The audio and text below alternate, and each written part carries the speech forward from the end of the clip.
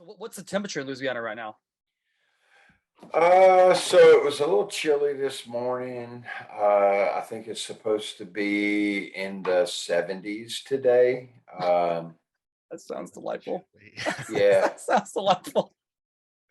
let me see here. So it's 58.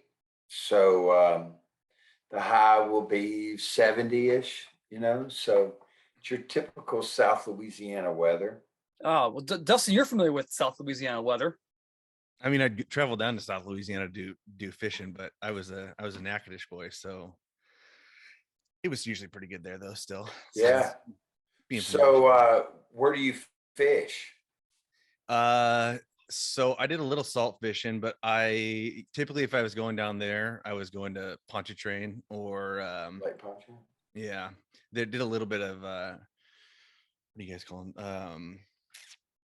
Speckled trout and redfish. Speckled trout. There you go. Yeah. But it was not too much for the drive to like Galveston and stuff too. So I'd go there pretty often as well when I was down there. But that was my jam. That was my hardest thing leaving Louisiana was the outdoor activities because sportsman's paradise. and it is because you can do it all year round down there. Up here, you got to play with seasons and your bag limit changes like hourly on fish up here. It's nonsense down there. We take advantage of all of it. That's why. So I've stayed here. I've started a business, and we love it. This will always be home for us. Even more so than Tennessee, you think at this point? I mean, I'll always go home and visit Nashville. I have family there, so I'll always go home and visit and do what I can, to see my family and still support my schools. But I've had two sons graduate from LSU, and then another son that's going to be a freshman there this year. So, okay. Yeah, they've all three are going to graduate. My youngest son's a senior, will graduate in a couple of months. So this is home. They've made Baton Rouge home. My wife is from New Orleans, so this will probably be where I stay. Okay, rock on. So while we're still on the subject of, or approximate subject of hunting, we were going back and forth, and you were saying you were tracking a deer. Are you a bow or a bullet man? Well, so I prefer sitting in a tree stand and bow hunting. Okay. But I will also, depending on, the terrain, where the wind is blowing, depends on, where I can sit. So I will take a gun and shoot.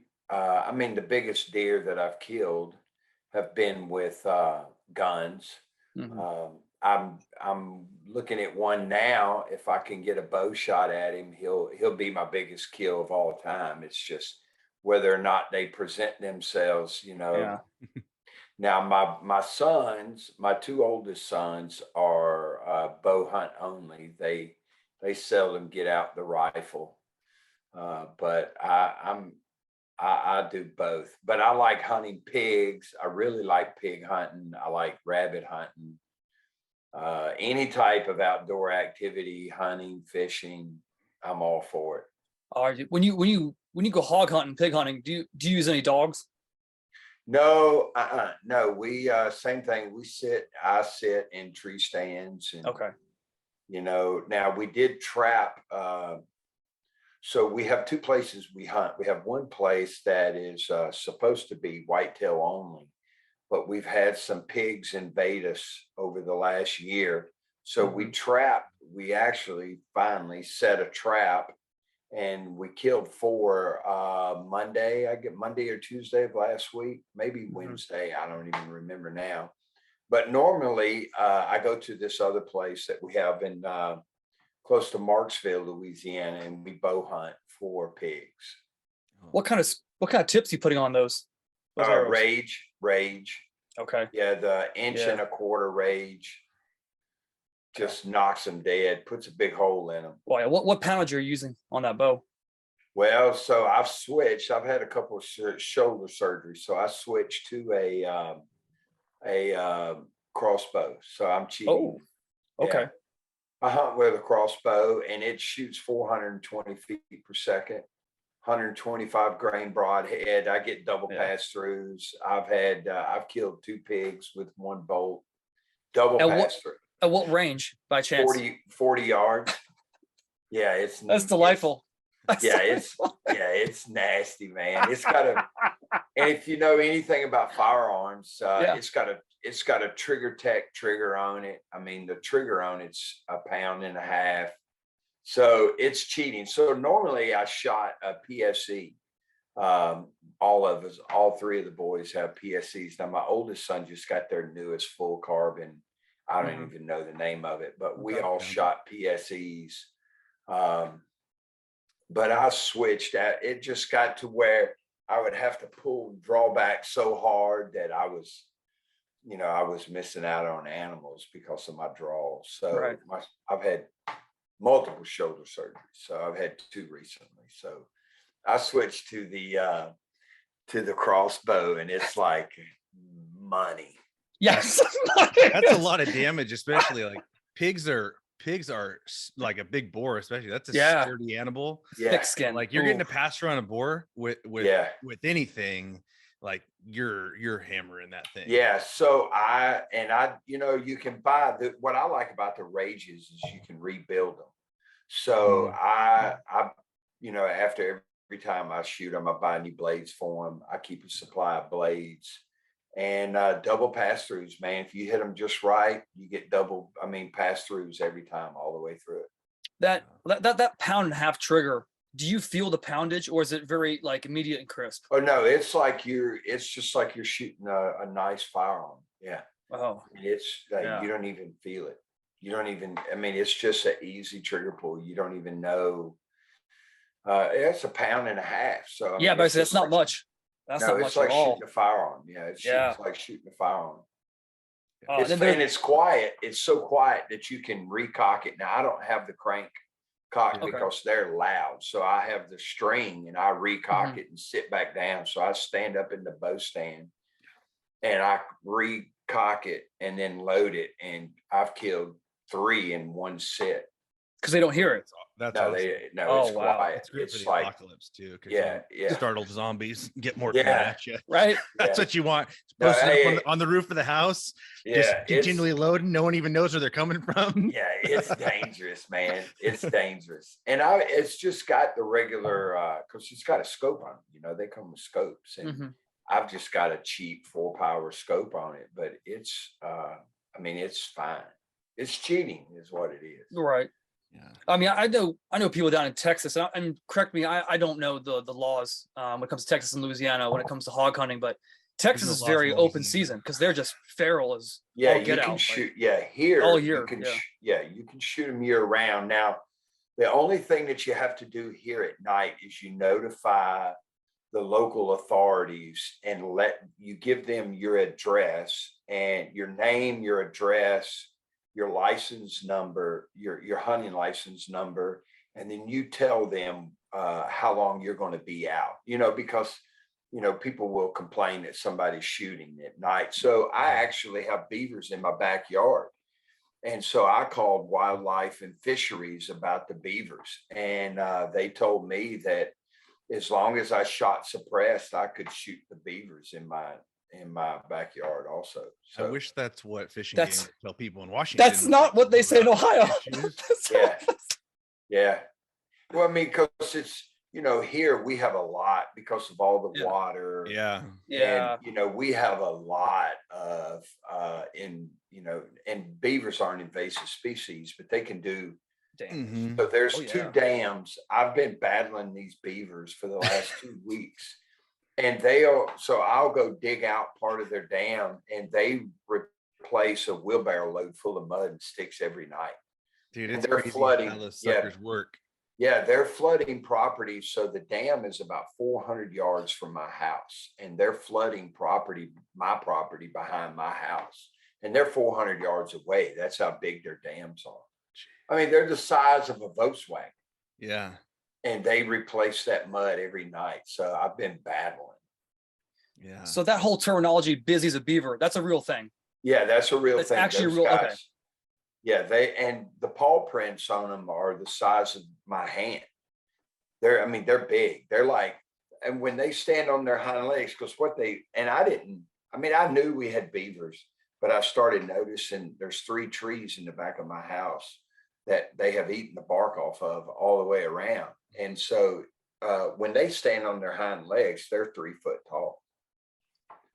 Man. Yeah, they're big. They're I've probably caught those suckers pulling stuff that you wouldn't imagine, like pound for pound. I don't know where they're at, but they must be like Wolverine status because I caught one in the woods pulling something that like I would have had to use some strength to pull it. It was a log. Yeah. It's impressive. Yeah, they're probably, a big one is probably 50 or 60 pounds. Yeah, they're not like a muskrat. I mean, they're big. Oh. Yeah. And so Louisiana State Wildlife and Game will let you do that as long as it's suppressed. Yeah. And so this is completely outside the realm of conversation, but I have to steer into This it. is the conversation. This is all I want to talk about. I want to talk about hunting and fishing down in Louisiana because I'm going to get a house and move back there at one point. My oldest son has killed 5 deer so far this year. And so last night he and I deboned and butchered up 2 deer. So I'm going to go drain the blood off of those at some point today and start grinding and vacuum sealing ground meat today. So man after my own heart. Delightful. Yeah, we process it all ourselves, pigs and deer. So I've got me one of those Vac Master. I don't know if you know what a Vac Master is, but it's a chamber. Mm-hmm. And he took the bones to his house, so he's cooking down the bones for bone broths, and right. It's so good when you add the soups and roast and whatnot. So I try to bring them. I've tried to do that because I typically get most of my meat from elk. Yeah. And you get them in less than, like, that's one of the things that I really miss about the South is 1, the volume of deer you can take. Yeah. 2, the fact that it's not too hard to find a farmer with a tractor to drag something out or a 4x4 or something like that. I'd never put anything on my back really, other than to carry it like 100 yards maybe to something. Yeah. But here, 10 miles just to get like the meat out sometimes, to make another trip back to get any bones is like not happening. Plus a bear's eating. It's not feasible. Just not feasible. There's a lot of things you got to contend with, like the further you get toward bears. Yep. Last year I had two different kills. There was a bear on one and there's cat prints all the other one, and I'd only been gone for hours. I was I made 2 trips, I think, and coming back on the second one, my buddy shot the bear off of the carcass that was on it with a bow. So it's just not feasible, but I occasionally have been able to do it, and or I'll take a few, I'll just cut them up into manageable pieces and bring them out. I am a big fan of, you can make your own bone broth. It's pretty awesome, but it can be my oldest son was on a hunt in Montana this year. And they do the self-guided public land hunts. And so his buddy killed an elk. They were actually, shutting it down, shot an elk at 4 PM. So by the time they got it quartered up and packed away, it was 8:30 at night. Yep. And they got back to the truck at 1 AM in the morning. He said they were scared shitless the whole time. They were walking down off the mountain, because of bears and mountain lions and wolves, Yeah. They were covered in blood and pitch black. Yeah. Bears are really the only, like in that country, like I'm not ever worried about a black bear or even a mountain lion for that point. And I've had really close encounters with both. Grizzlies are a different predator. Like black bears, I know people make deals about them, but like they're a scavenger. They're not a predator in my opinion. I mean, big black bear. Well, I've caught them killing elk, but that's not the majority of them. They have to get big enough and strong enough to decide to do that. They're just killing fawns and babies basically, and they do damage doing that. But cats, unless you're doing something really wrong or you're in the wrong place at the wrong time, they know better. They know you're human. I don't think they want to mess with you. But wolves are a weird one, because they're a pack hunter too. The other 2 you're running into pretty much solo. I've only had a little bit of experience with wolves, and they're more interested in you, and you don't have that same like visceral response when you see a wolf, because it's a dog, in my opinion, in my eyes. And I've never had a bad, I've had bad experience with dogs, I guess, but I don't know. It's a different feeling. So, but yeah, if you're doing a lot of walking in the dark and you haven't done that, or you spend a lot of time like hunting in the South, that's a different experience, because you're going over weird terrain and brush and all kinds of stuff. And you got blood leaking down your back, and you're just kind of starting to puck your butthole a little bit. And you're like, yeah, this is a different experience, but that's good. That's good stuff. That's fun. Yeah, he's taking me on a gun hunt next year. I'm not going to bow hunt out there, but we're going to go on a gun hunt there next year together. So I'm looking forward to that.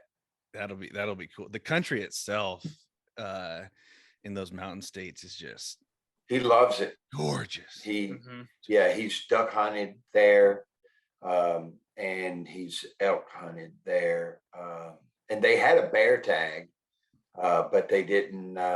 They didn't see any black. They had a black bear tag while they were there, but they didn't do that. But I'm going to get mule deer, whitetail deer, and elk. That's what I'm going to try to get. So I'm going to try to go for the trifecta while I'm out there. So right on. Well, that'll be exciting. Yeah. That'll be really cool. So Coach Moffitt, getting into the coaching aspect. As much as I love being the dominant species on this planet. So you're a 3-time national champion. Is that correct? Strength conditioning coach. Okay. Yes. How many, 22 years at LSU, how many years, including high school, have you strength conditioning coached? 34 years. 34 years. Yeah. I guess now you could say 35 because I'm still coaching, but. Okay. Where are you coaching at now? Well, so we started a remote coaching company called the Moffitt Method.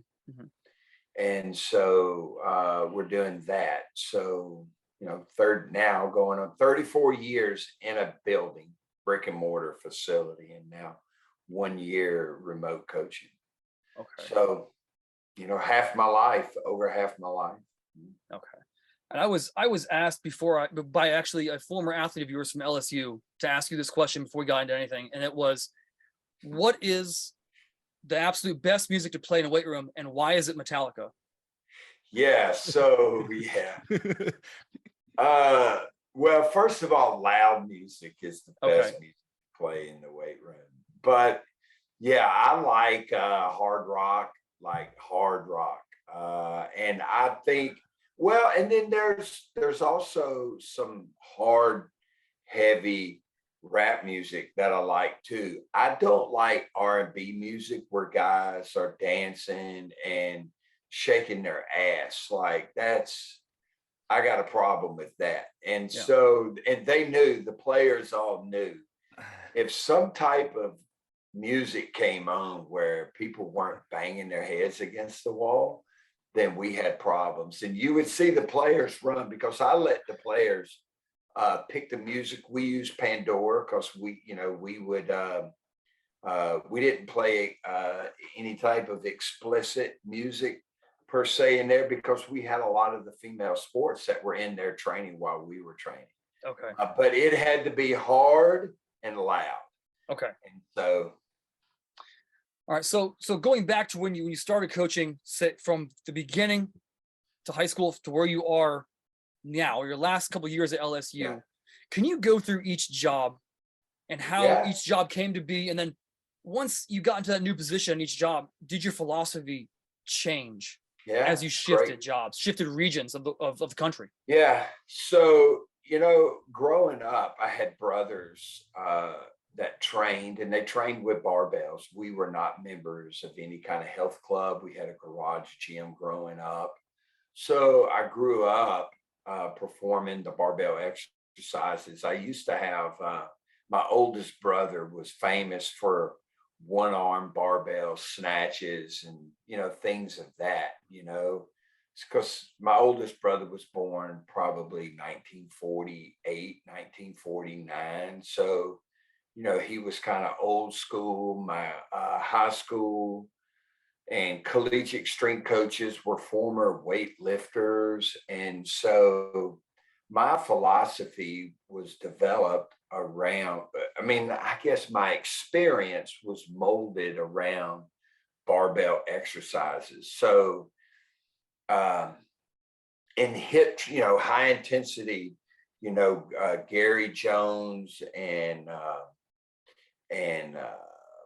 people that did hit training, the classical version of One Set to Failure was popular when I first started coaching. So without my mentors, Gail Hatch, Johnny Parker, Al Miller, Al Vermeil, Bud Sharniga, Steve Javorek, and those type of people, I don't know where I would have been today. So when I first started coaching, and it's a funny story.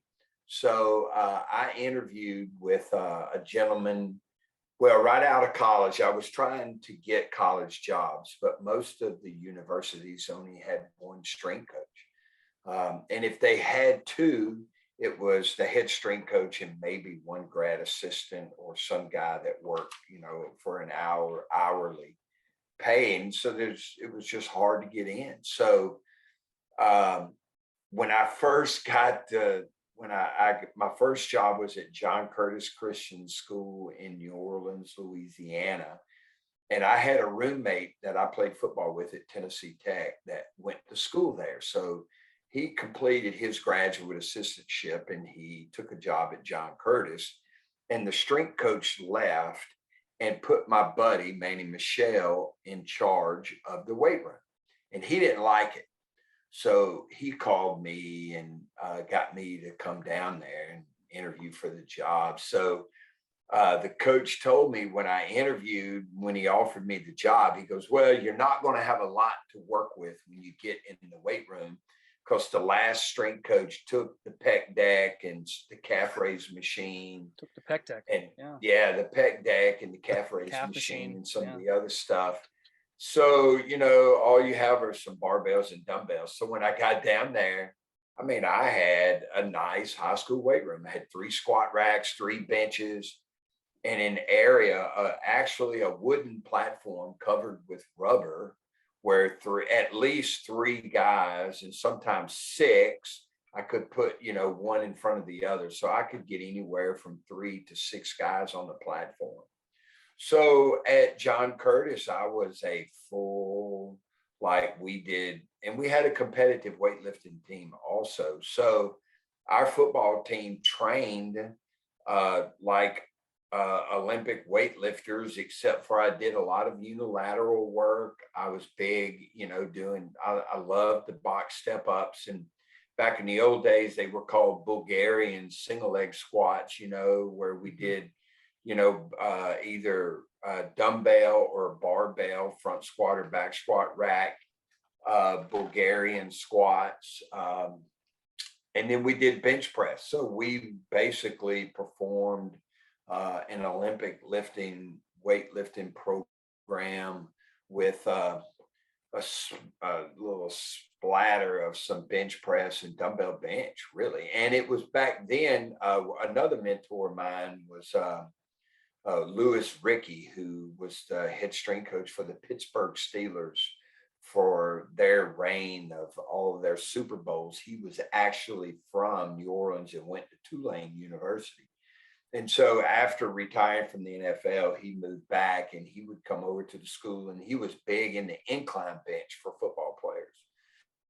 So we did more incline bench than we did flat bench. And so, while I was there, it was a great opportunity for me as a coach to be influenced by only those people that I chose myself. I didn't have a supervisor. I was the strength coach for the entire high school program. And it allowed me to coach a lot because I was in the weight room 6 out of 7 class periods a day, coaching all the athletes. And then I was an offensive line coach, the head wrestling coach, assistant track and field coach. So it allowed me time to develop my own coaching style, my own coaching philosophy. I did whatever I wanted to do. And I remember I'd been there a couple of months and I thought I was doing a really good job. And the head football coach, JT Curtis, who this year won his 618th football game and I think 28th state championship in the state of Louisiana. I went to Coach Curtis one time and I said, Coach, you know, you've never been in the weight room. I think it would be neat if you'd just come watch the guys work. And he told me flat out, he says, Tommy, if I have to come in the weight room to watch you train, then I hired the wrong person.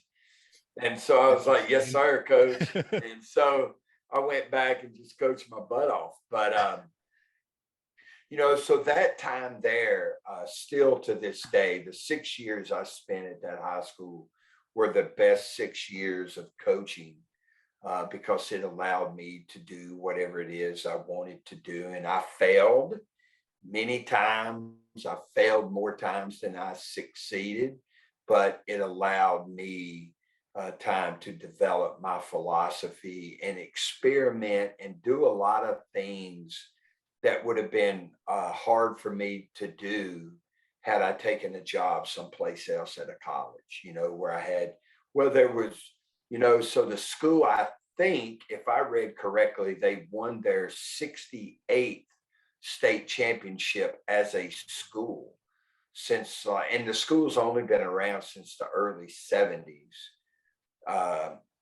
You know, so it allowed me to coach some really high level athletes in baseball and basketball and volleyball and track and field that I wouldn't have gotten had I gone someplace else. And so the entire time I was there, I was applying and had some interviews for collegiate coaching jobs because I met my wife there and, you know, we could afford to buy a house, but she was a receptionist at a construction company and I was working for a non-denominational private Christian school. So we didn't have any form of retirement or anything. And my salary, I made when I started the job, I accepted the job for $13,000 a year on a 9-month contract. So I got paid 9 months out of the year. I was bringing home about after taxes, and I had to buy my own insurance. So after taxes and insurance, I was bringing home about $900 a month. My wife made a little bit more than me. She probably made 15 grand a year.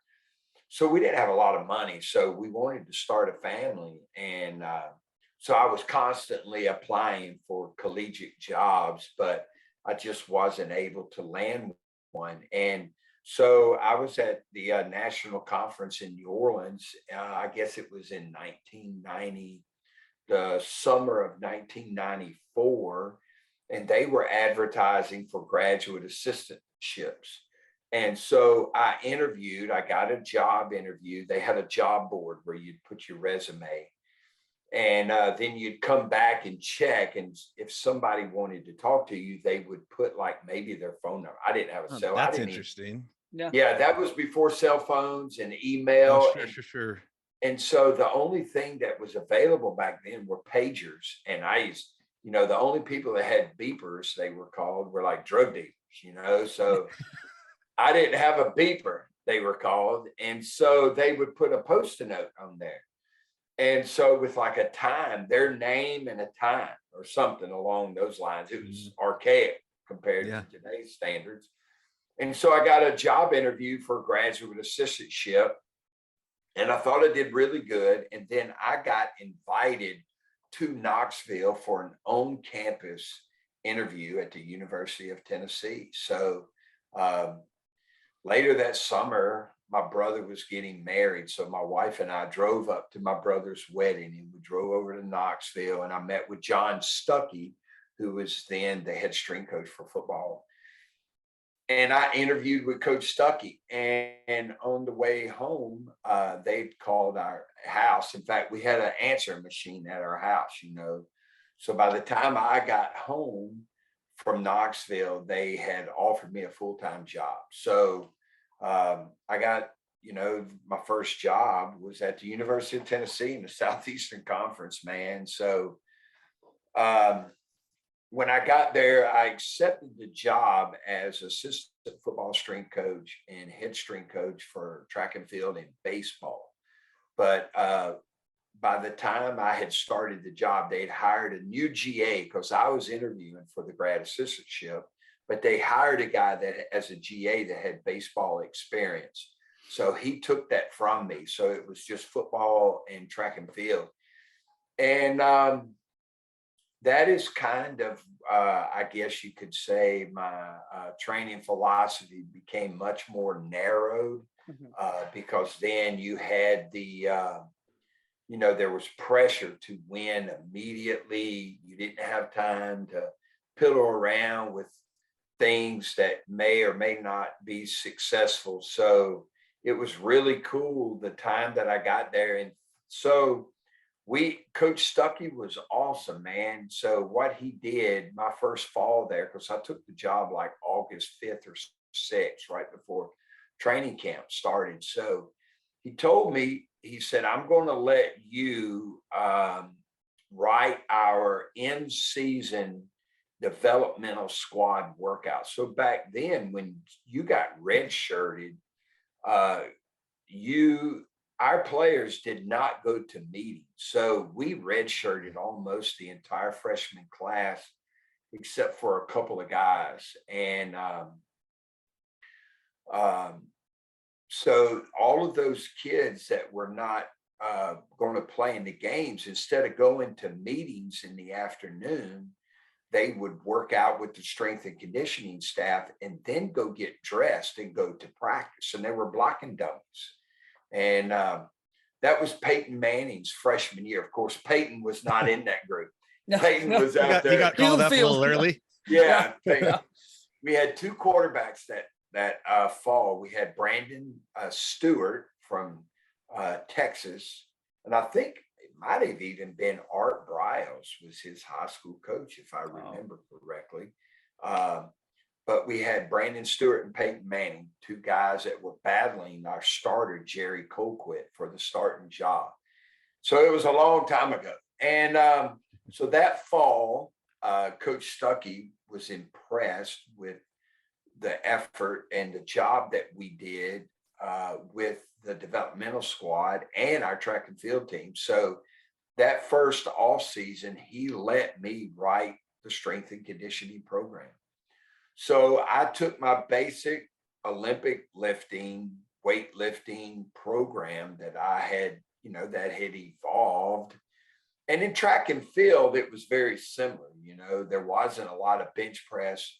The way the track and field program was written, we had a 3-day program for the track and field guys, the sprinters and the vertical and horizontal jumpers and pole vaulters. And then we had a 3-day program for the javelin and discus throwers. And then the shot put and hammer throwers were on a 4-day lifting program. So it's pretty intricate. Yeah.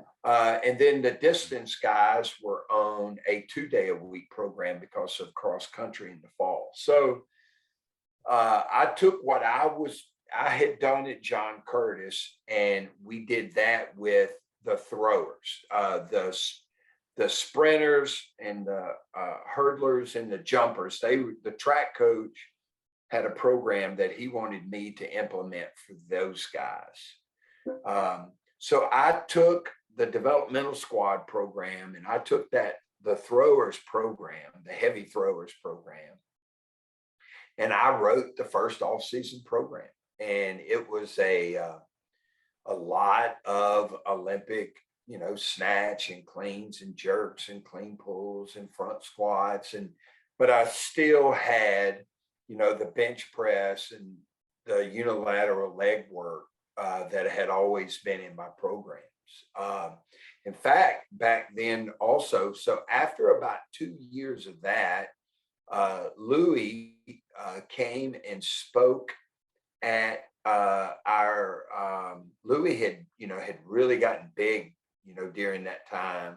I guess that was probably 1995 or 1996. Mm-hmm. And he brought I know Vogelpool. I have forgotten some of the lifters' name, but I know Vogelpool came with him. He brought 3 or 4 of his lifters down, hung out with us as a strength staff for a couple of days, watched us train. And he wasn't using the bands yet, but he was using a lot of the chains, then weight releasers. He was doing his box squats. And we actually, my last 2 years there, implemented some of Louie's stuff in the training of the football team. Yeah. So then we were in Miami, and I'm giving you the short version. But my last year in Knoxville, I was there 4 years during the Peyton Manning years. Yeah, the golden years. Yeah. Yeah, we won the SEC championship, beat Auburn. So my first year, we went undefeated in bowl games those 4 years. My first year, we played in the Gator Bowl. We played Virginia Tech. That was my first bowl game. The next year, we played Ohio State with Eddie George and Orlando Pace. They were freaking loaded. Yeah. We played them in the Citrus Bowl, and I guess Michigan had won the conference that year, and we played Ohio State with Eddie George again and all those guys. We beat them. The next year, we played Northwestern because the way they did it, maybe Northwestern won the championship that year. If there were a tie in for the Big Ten, then the team that hadn't been to the Rose Bowl in recent years got to go. So I think that first year we played Ohio State. Northwestern won, where they tied. Northwestern went to the championship. The next year, Ohio State, Northwestern tied again. So we played Northwestern in the Citrus Bowl, beat them. And then my last year there, we won the SEC championship, beat Auburn for the SEC championship. And then we went to the Orange Bowl to play Nebraska. And while I was there, I was hanging out in the lobby, and the University of Miami Hurricanes OC, Larry Coker, just happened to come to the hotel to visit with some of our coaching staff. And we sat down in the lobby of the hotel. I was already sitting there, and Coach Coker walks up, introduces himself, and asked if I was with the team. I said, "Yes, sir, I am." He goes, "Well, do you know where the football staff is?" I said, "Yes, sir, they're in there in a meeting right now."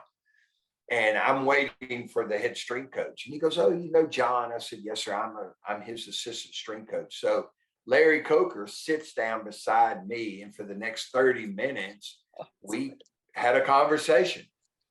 And then, so about 30 minutes into the conversation, he goes, "It's such a coincidence." He said, "We just made a change in our strength and conditioning department, and I was coming here today to ask the coaching staff if they knew of anyone that they would recommend for the job. And I think I found the guy." And he asked me right then and there, he goes, "If I can get you the job at UM, would you take it?" And I was like, "Hell yeah." And that day was our last day of practice. The next day was the walkthrough for the bowl game. And it was New Year's Eve. That night was New Year's Eve. And no, the next day was New Year's Eve, I guess. Yeah, because it was a January 1 bowl game. So the next day, my wife and I borrowed one of the bowl cars and one of the comp cars, or whatever they call them.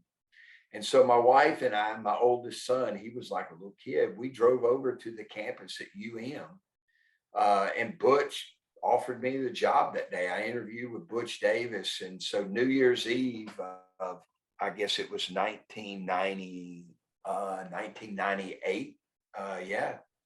New Year's Eve, no, 1997, New Year's Eve, Butch Davis offered me the job. So I take the job at Miami. So that's my first, true head coaching job. And so Butch was, big into the running, man. He didn't really care what I wanted to do in the weight room, but he wanted to make sure that we ran them hard, man, because Miami had always been a fast team and, a smaller team than a lot of the schools that they played, but they were always known for being small and fast. So I switched. That was the first time I switched to a 3-day-a-week lifting program because I couldn't balance the amount of sprinting and stuff that Butch wanted me to do with the 4-day lifting program that I'd always done. Sure. So I switched to a 3-day total body routine, and I've pretty much stuck with it my whole life. And then, all through Tennessee, I was coaching track and field. And I'm sure y'all know Aaron Osmus, the guy who wrote Squattober. Aaron was one of our throwers. Aaron went from a walk-on, Tennessee state champion shot putter to a national champion in my time at Tennessee. And so, and was on our 4-day, the original John Curtis Christian School 4-day-a-week program. And, but when I got to Miami, it forced me to kind of think outside the box and switch. And so what I did, I took the 3-day track and field program that I had learned from the University of Tennessee track and field coach. And I took my 4-day lifting program that I had done since I'd started coaching, and I kind of merged those into a 3-day-a-week lifting program, and that I have pretty much stuck with the entire time I was at LSU, and only did a 4-day-a-week lifting program kind of during our GPP phases when the players were at home on their own, or early in the month of January and February when there was less running that we had to do because of, the guys, because the collegiate calendar, if you make it to, like, for instance, it's January 9th, and they're just playing the collegiate national championship, and those guys have played 15 games to get here now, or this will be their 15th game. So the calendar changes a lot now with the playoff system and stuff. So I switched from Miami to a 3-day program, and Coach Saban was a lot like Butch. And so when he took the job here, he hired me, and our program, the running program that Coach Saban wanted to do, the amount of running made me stick to the 3-day-a-week program because, you have to balance it out. It's the sum of everything you do, lifting, running, academics, rehab, all of that goes into play. So I stuck with that 3-day lifting program and only trained 4 days a week during those periods when there wasn't a lot of running that had to be done. So I guess that's pretty much it in a nutshell. Yeah. And I've watched this actually happen in real time, what you mentioned with Coach Davis and how he really wanted to run his guys. And I've watched it in real time where the football coach comes into the weight room, comes into the offices and tells the strength coach, hey, I want my guys to do X, Y, and Z. And it's not an option. You're being told your job. That's right. Yeah. When you're being told how to do your job, what was going through your mind at that point? And how did you think yourself, okay, this is how I'm going to have to balance? Obviously, you went to a 3-day-week program, but how did you balance that where you condense that 4-day-week to 3? And what did it look like? Yeah, well, so to answer the first question, what was going through my mind? It was my check stub. Every time the boss told me, this is what I want you to do. I thought about my check stub and what it looked like. And you have to make a business decision quickly. And so that was the first thing. He was the boss. He called the shots. And then, you know, you just have to think of ways that you can balance out the amount of work that that coach wants you to do and still effectively program the things that you know are needed in order to be competitive in collegiate football. And then ensure that the guys still had treads left on the tires when they left LSU. And I don't think it's a coincidence either that in my time at Miami and even our time at Tennessee, let me tell you a quick story. So Coach Stuckey, my boss at Tennessee, he was hardcore, man, hardcore. And I was the liaison between the training room and the football strength and conditioning staff, really the entire athletic department staff is in the weight room. And so Coach Stuckey, if you didn't have knee tendonitis, you weren't squatting heavy, you know? So I went to the training room one day and the head trainer said, you know, we've got 5 guys with knee tendonitis. We've got guys with elbow tendonitis. We've got guys with rotator cuff tendonitis. We've got a stress fracture in the shin. We got this, we got that. And you've got to talk to Coach Stuckey. We've got to back off. And so I went to Coach Stuckey. I relayed that message to Coach Stuckey and he went, we got him right where we are. And so, you know, I always felt like it was critical that the players left, again, with treads left on the tire. And the entire time I was at LSU, you know, we had the most number. Now, granted, we were recruiting very well.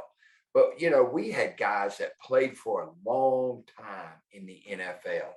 And a lot of it had to do with how we programmed. And, you know, we tried to get the greatest stimulus or the greatest training effect with the least amount of stimulus. Sure.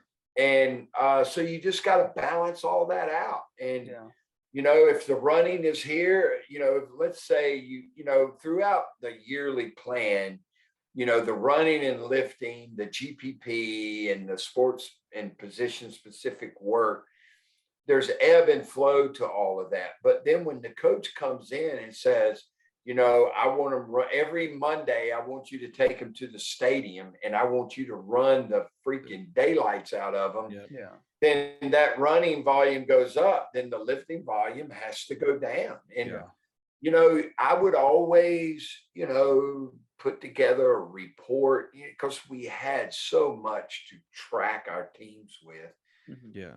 Over the last 10 years, we had so much, even longer than that, really, if you count Tendo, because, you know, that was one thing that Louie introduced to us back in the early 90s was the Tendo. So every place I went, we had Tendos. And so, you know, you go to the coach with as much, you know, information that you can on what you see is going on, and you present it to him. And if he says that's good, and he wads your reports up and shoot a 3-pointer, then it's your job to go back and balance out that stress. And so that's what you did, you know, and you just move days around. If you were going to do heavy cleans and jerks on Monday, and the coach wanted you to take them to the stadium and run them until they couldn't walk, then you would take those heavy cleans and jerks out on Monday and put them on Wednesday, you know, because Friday was always our big squat day because it was at the end of the week. And so you just move them around, you know, you move those different exercises and emphases around like chess pieces and try to do the very best that you can to make sure that when those guys left, they still had treads left on their tire. And that was it. Yeah, that's one of the biggest debates. I mean, my time at Knox and Fort Bliss, like I'm Dustin, when you were at JBLM, was, all the upper ups in the DoD and the U.S. Army, they wanted you to run their guys a lot, and they were falling apart. Their knees or hips were falling apart. There's no there was no notion of quality either. Everything's always been quantity. Right. Yeah. How much more can you put on? Like that's obviously a sentiment that, like, especially the Army shares across the board with stuff. So that was probably, if there's a paradigm shift that was that created a lot of forest fires, it was that one right there. It was this negotiating between quality versus quantity, and that was difficult at times. It can be I mean, I've had that same conversation with football coaches or head coaches of other sport teams, where that's not something they've ever even considered. And if you're the first person presenting that notion, like, yeah, I know what you had them do, but it looked pretty poor.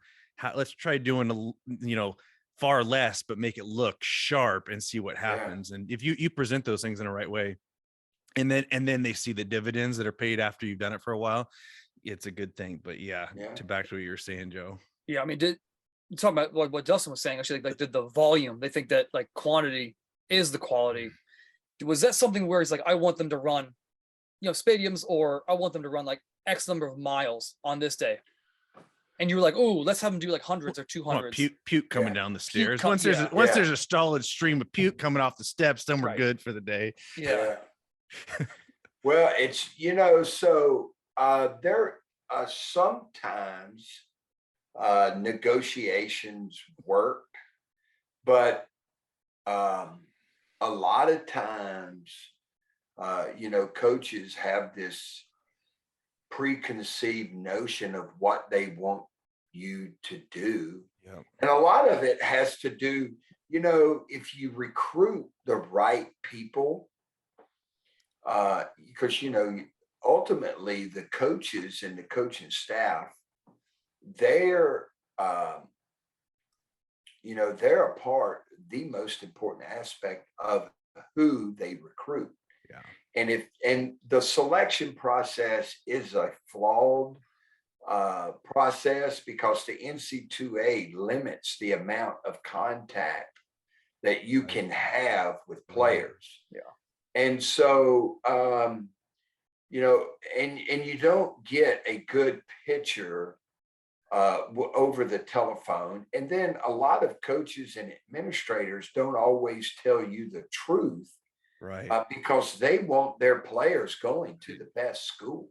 Right. So it's kind of the selection process isn't like it is in some of the special operation forces and stuff like that in the military. You get way more slappies just for guys that are joining the Marines or the Army versus guys who are selected into Buds or Ranger or Sniper School, and so and that's why the transfer portal is filled with players that don't have scholarships to go someplace else.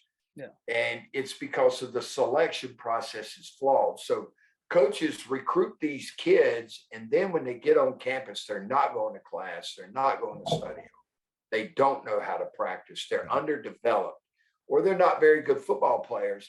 So a lot of times the strength staff or the position coaches are tasked with either running guys off or making the work, because you think that you can change a person's DNA or 18 years of yearing, right? Yeah. By making them work really, really hard. Yeah. And I'm a big believer in the 10-80-10 or the 5-95 formula of bad players, average players, or good players, and then great players. Yeah. And so a lot of times the ugly stuff that you're asked to do as a collegiate strength coach is for the 5 to 10% of the guys who aren't doing what they're supposed to do anyway. And and that's not all the time. That's just sometimes. Right. It's very seldom that I ever have to do that. But then coaches, and it's different too. So Butch Davis told me when he was in fact, JT Curtis, the guy that I coached for at John Curtis Christian School, was at Arkansas the same time that JT Curtis, Butch Davis, and all of these great coaches were all at Arkansas at the same time. Frank Broyles was the head coach, the guy from Notre Dame. What's the great coach from Notre Dame? He coached at Notre Dame. Not Eric Parsegian. I can't even think of his name right now. He was on TV forever. We're talking about. I can see his face. I know. I had a poster of that guy in our weight room. We had all the. Anyway, You told me about that. You did. The most winningest coaches. Yeah. I can't even. I can't. Lou Holtz. There you go. So Lou Holtz Oh. was on the same coaching staff as Frank Broyles.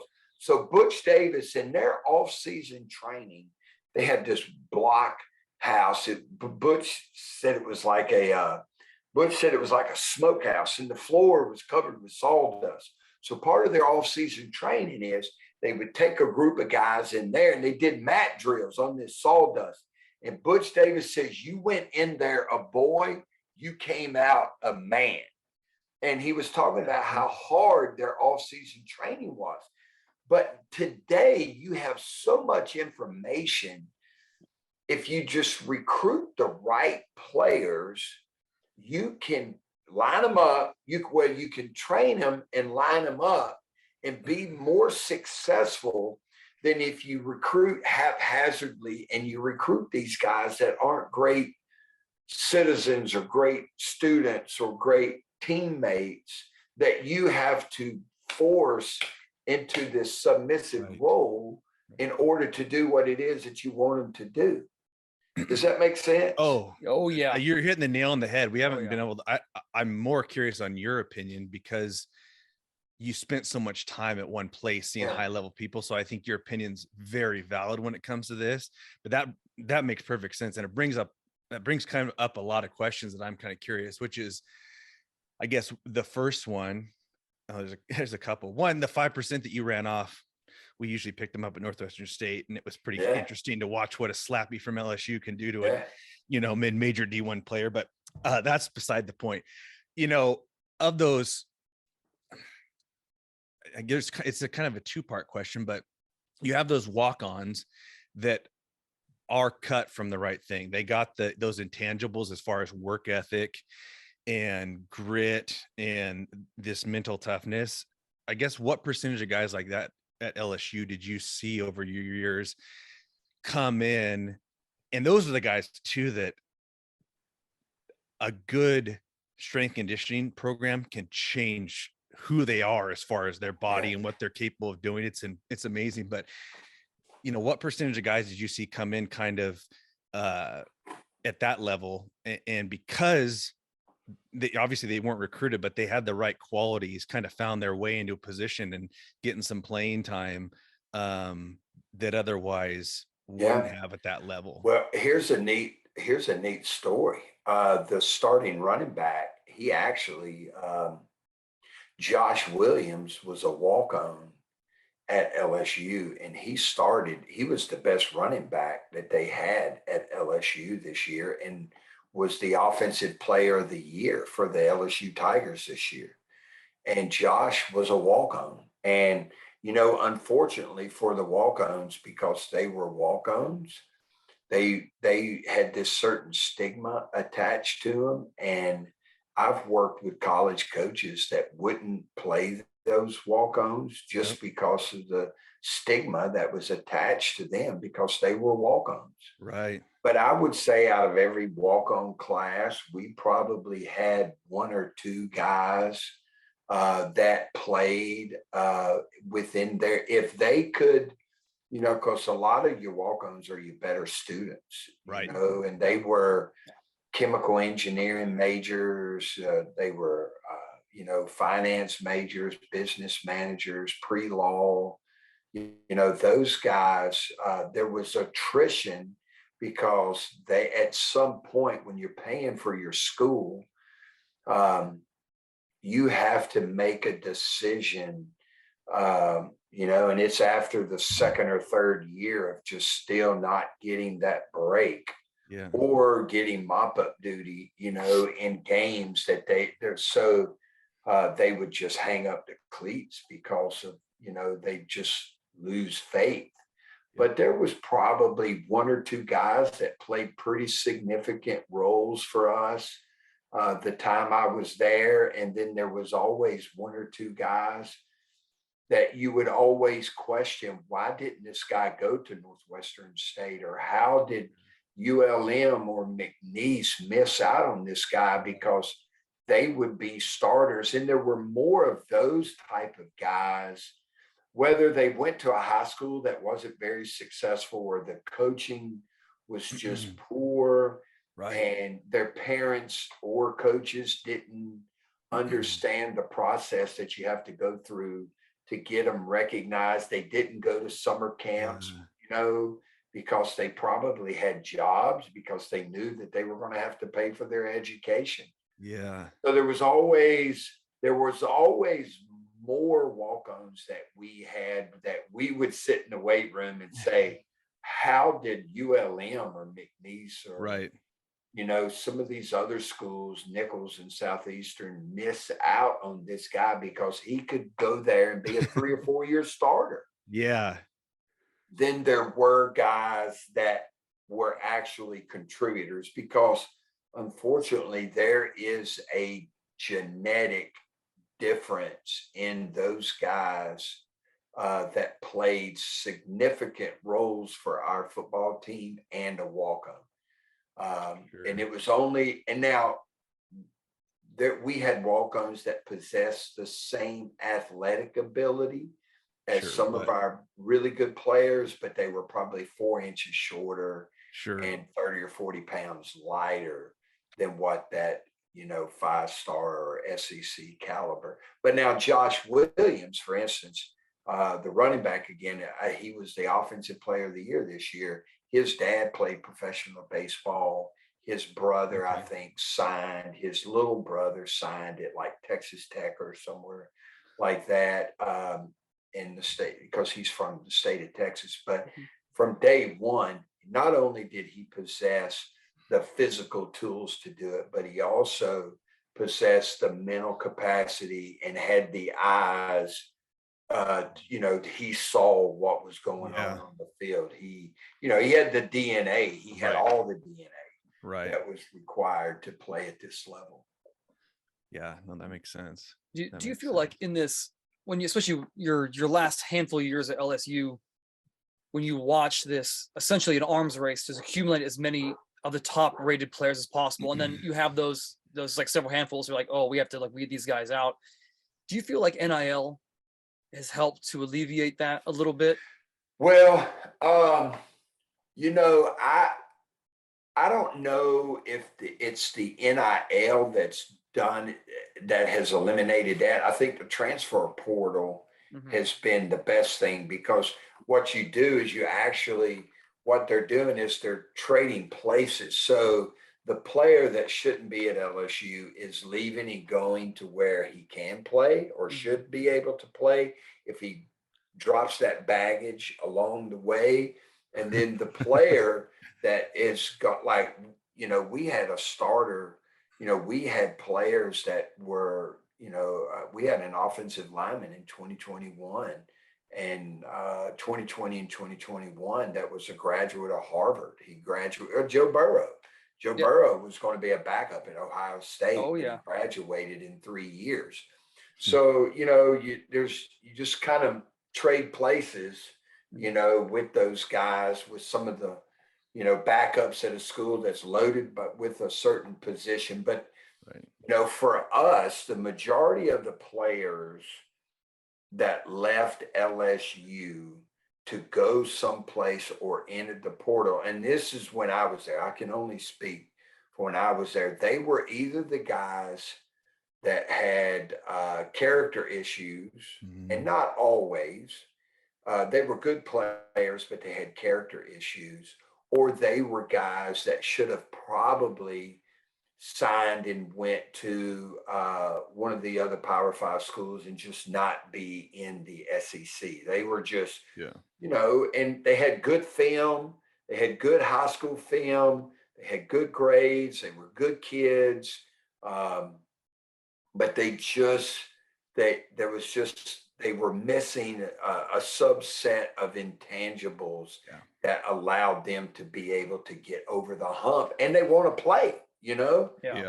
Everybody that goes to school there wants to play football and has this dream that they want to play in the SEC and eventually make it to the next level, but they're just not SEC caliber players.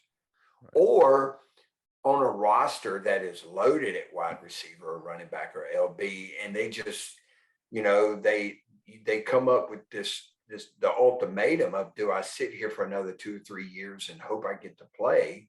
Or do I go down a level or go someplace else that doesn't have any linebackers in play?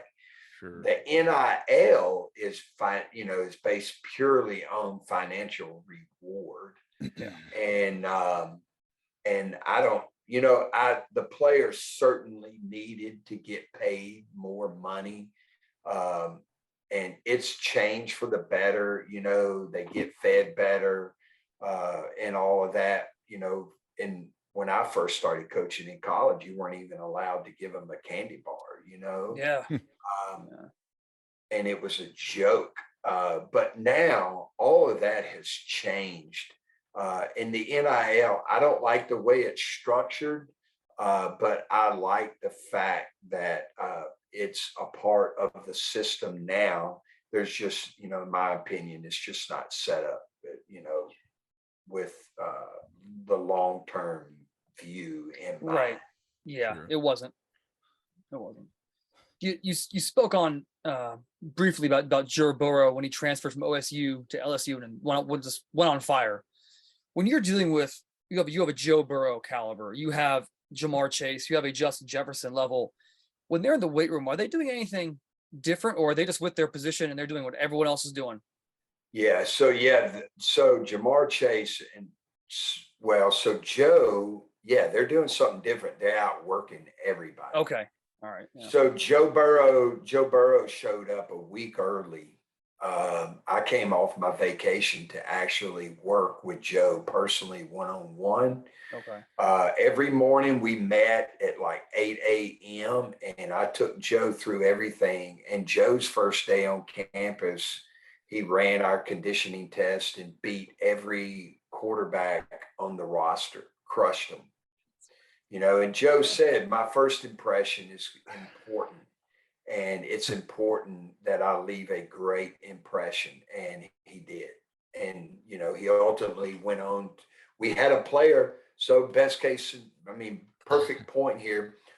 Our incumbent starter was a quarterback named Justin McMillan, who had sat behind guys and waited his turn to be the starter. So he and Joe went into training camp as, competing for the starting job, and Joe beat him out. And then Justin immediately transferred to Tulane, became a starter at Tulane. And this year he is still on the Tulane coaching staff, and Tulane had their best record, in the history of the program, I guess, right. Except I think one year they may have played somebody in the Rose Bowl or something in the 1930s. But Justin made, that's what's good about the portal, because Justin would have been a backup here for Joe Burrow, but Justin was able to leave, go to Tulane, become a 2-year starter, earn a degree from Tulane University, and now he's coaching for Coach Willie Frist and has had a great career versus being here for another year as a backup.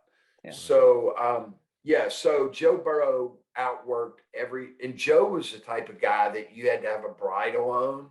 Right. You had to pull back. Oh, that's the one you want. Yeah. And Justin Jefferson and Jamar Chase trained with every one of our receivers, and they bullied every wide receiver on our team, every workout. That ain't heavy enough. You're slow. You don't work as hard as me. Look how much weight I got on.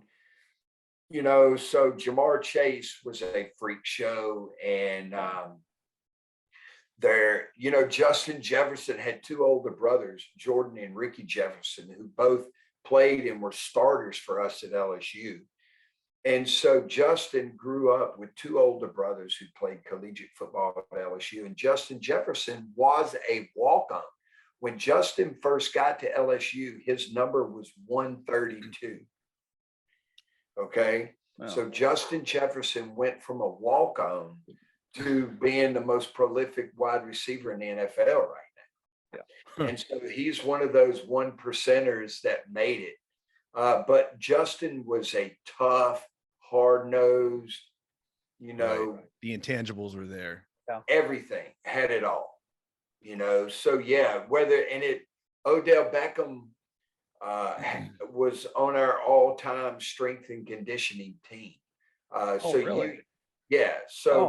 Odell Beckham was a beast in the weight room. And that's, that was, I think to some people that's a common misconception. And I'm not saying that, because it was a great question that you asked, but people don't understand how hard it is to be great at this level and the level of competition. And, you will have we recruit players every year that are 2- and 3-time all-state players, kids that had never failed ever in high school sports. And they come to LSU and they can barely get on the field. Mm-hmm. It's so competitive, and the margin for error is so slight that it is unbelievable. But they make on Saturday and Sundays, and here's where kids run into trouble. Guys like Justin Jefferson, Jamar Chase, and Joe Burrow, and on and on and on. Those type of players make it look so easy. When a guy leans back and catches the football with one hand, they make it look so easy for the uninformed and the immature and the misguided young athletes, that they think that getting to this level is going to be easy. And then once they get here, they don't have to work hard to maintain that level of success. And they're the ones that ultimately fail and end up in the portal. Did you see a correlation with guys like that being a long time multi-sport athlete before they chose to just specialize? Yeah. So, and you're going to have guys that specialized early in their life, be great players. But when, we would have guys that were like Corey Webster, who was all pro, two-time Super Bowl champion for the New York Jets. He turned down a scholarship to play basketball at Missouri when Missouri was Missouri. Was it? Yeah. To come here and play football for us. And,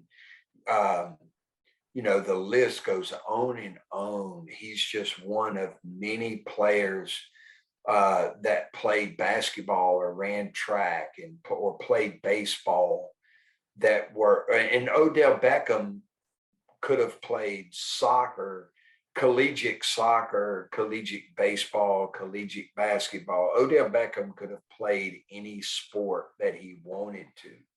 He is such an elite athlete. And again, that list just goes on. Like Chad Jones, who played for us. Chad Jones pitched and basically won the NCAA championship for us in Omaha as a relief pitcher, and played football in the NFL. We had multiple guys. Our track and field coach, Benny Brazil. Benny is the sprint coach for the LSU track and field team. He played football, played in the NFL, ran in the he ran in the high hurdles, the finals, the high hurdles in the Athens Olympics, was a 3 or 4 time gold medal winner in the SEC, national champion in track and field, national champion in football. And then after that, made USA rugby team, as one of those guys that play on the wing or whatever for USA rugby. So the elite players, and it doesn't matter what position that you're in, they are genetically better than what those other guys are. And it doesn't matter how much you specialize in a particular position, there's going to be a guy that comes along that is just so naturally talented, both physically and cognitively, that they pass right by you in the blink of an eye. And it's funny you bring that up, because we all have these like pipe dreams. And I had one, Dustin, I think I've told you this before, but I had this pipe dream very long ago. The majority of my family is from Texas, a lot from Austin, Dallas, Fredericksburg. And I went there my sophomore year, and my godfather brought me to the practice field, and the incoming freshmen, who were seniors at one point 2 months ago, were there, and they were out conditioning with Mad Dog Madden. And they were running, of course, they're all in spandex, running around. And I'm coming out of like the trophy room with like their national championship trophy, which was from 2 years ago. And I hear this guy behind me, excuse me. And I look over, and I look up to him, and it's like 6'5", just chocolate bear, like shredded to the bone, walks past, excuse me, and walks outside. And I watch these guys practice, and the smallest one must have been $190. And that was when I realized, like, I will never play at this level. I thought I could make a special teams. I will never do this. That was a major shift. I feel like I shouldn't have seen that, but at the same time, I'm really glad I did see it. Because if I had not seen that, I would have not wasted, but I would put a lot of time for 3 or 4 years into a direction of my life that would never have, occurred. It wasn't 1970. I'm not Rudy. But you bring up Odell, and that brings up a very interesting point when you said he was on LSU's like all-time strength record board. What, like, when you watch him move, and then you watch him go on to the NFL, have the incredible NFL career he's had, and especially this season, where you watch a lot of, this is where the question comes from, ACL injuries and hamstring injuries, especially that happened this year. And that always comes to my mind because Odell's ACL happened again in the Super Bowl. But I've watched a lot of hamstring injuries happen in the NFL this year. When you see that, what goes through your mind as someone as seasoned and veteran as you when it comes to hamstring health, development, and knee health? Like, what are they doing? What are they not doing? Well, it's hard to say. First of all, as far as ACL goes, if it's a non-contact ACL, there's a lot of factors that go into non-contact ACLs. Number one would be, some guys are just genetically predisposed to having a higher rate of injury than other players. There are players that are just more rigidly built, and that's the difference between having, a Lamborghini, or let me put it this way, it's the difference between an F-350 pickup truck and a Toyota Tacoma, the old taco truck, or a Lamborghini versus a Corvette or a Camaro RS, so genetically, there are things, the way the joint stability is anatomically, and how strong the connective tissues are, and how you preach about flexibility all the time, but there are young men and young women who are hypermobile, and it doesn't matter how much you strengthen the musculature around the joint, they're predisposed to injury. Our head trainer, Jack Marucci, used to say they got bad protoplasm, which is, that's just the phrase that he attached to it. We had players that were constantly injured, and they trained just as hard as the other players did, and who never got injured. And then as far as ACL, I think a high degree of eccentric strength and a explosive eccentric strength, explosive isometric strength are important. And that can be developed bilaterally and unilaterally. Unilateral, jumping and landing is important, begin bilaterally and then go unilaterally. So a lot of jumping to develop the explosive isometric and explosive eccentric strength and isometric strength that's required for stopping and sticking your foot in the ground. And then that's pretty much for ACLs, and I think weak hamstrings play a role, the way the femur can shift on the tibial plateau. I think with strong quads, strong VMOs, a strong patella, rigid patella, like a dense patella tendon and quad tendon musculature, a hamstring strength is critical, I think, and isometric hamstring strength and explosive isometric hamstring strength is important for ACL. And then proper movement skills that I think are developed by playing basketball and doing different things in baseball and football when kids are young.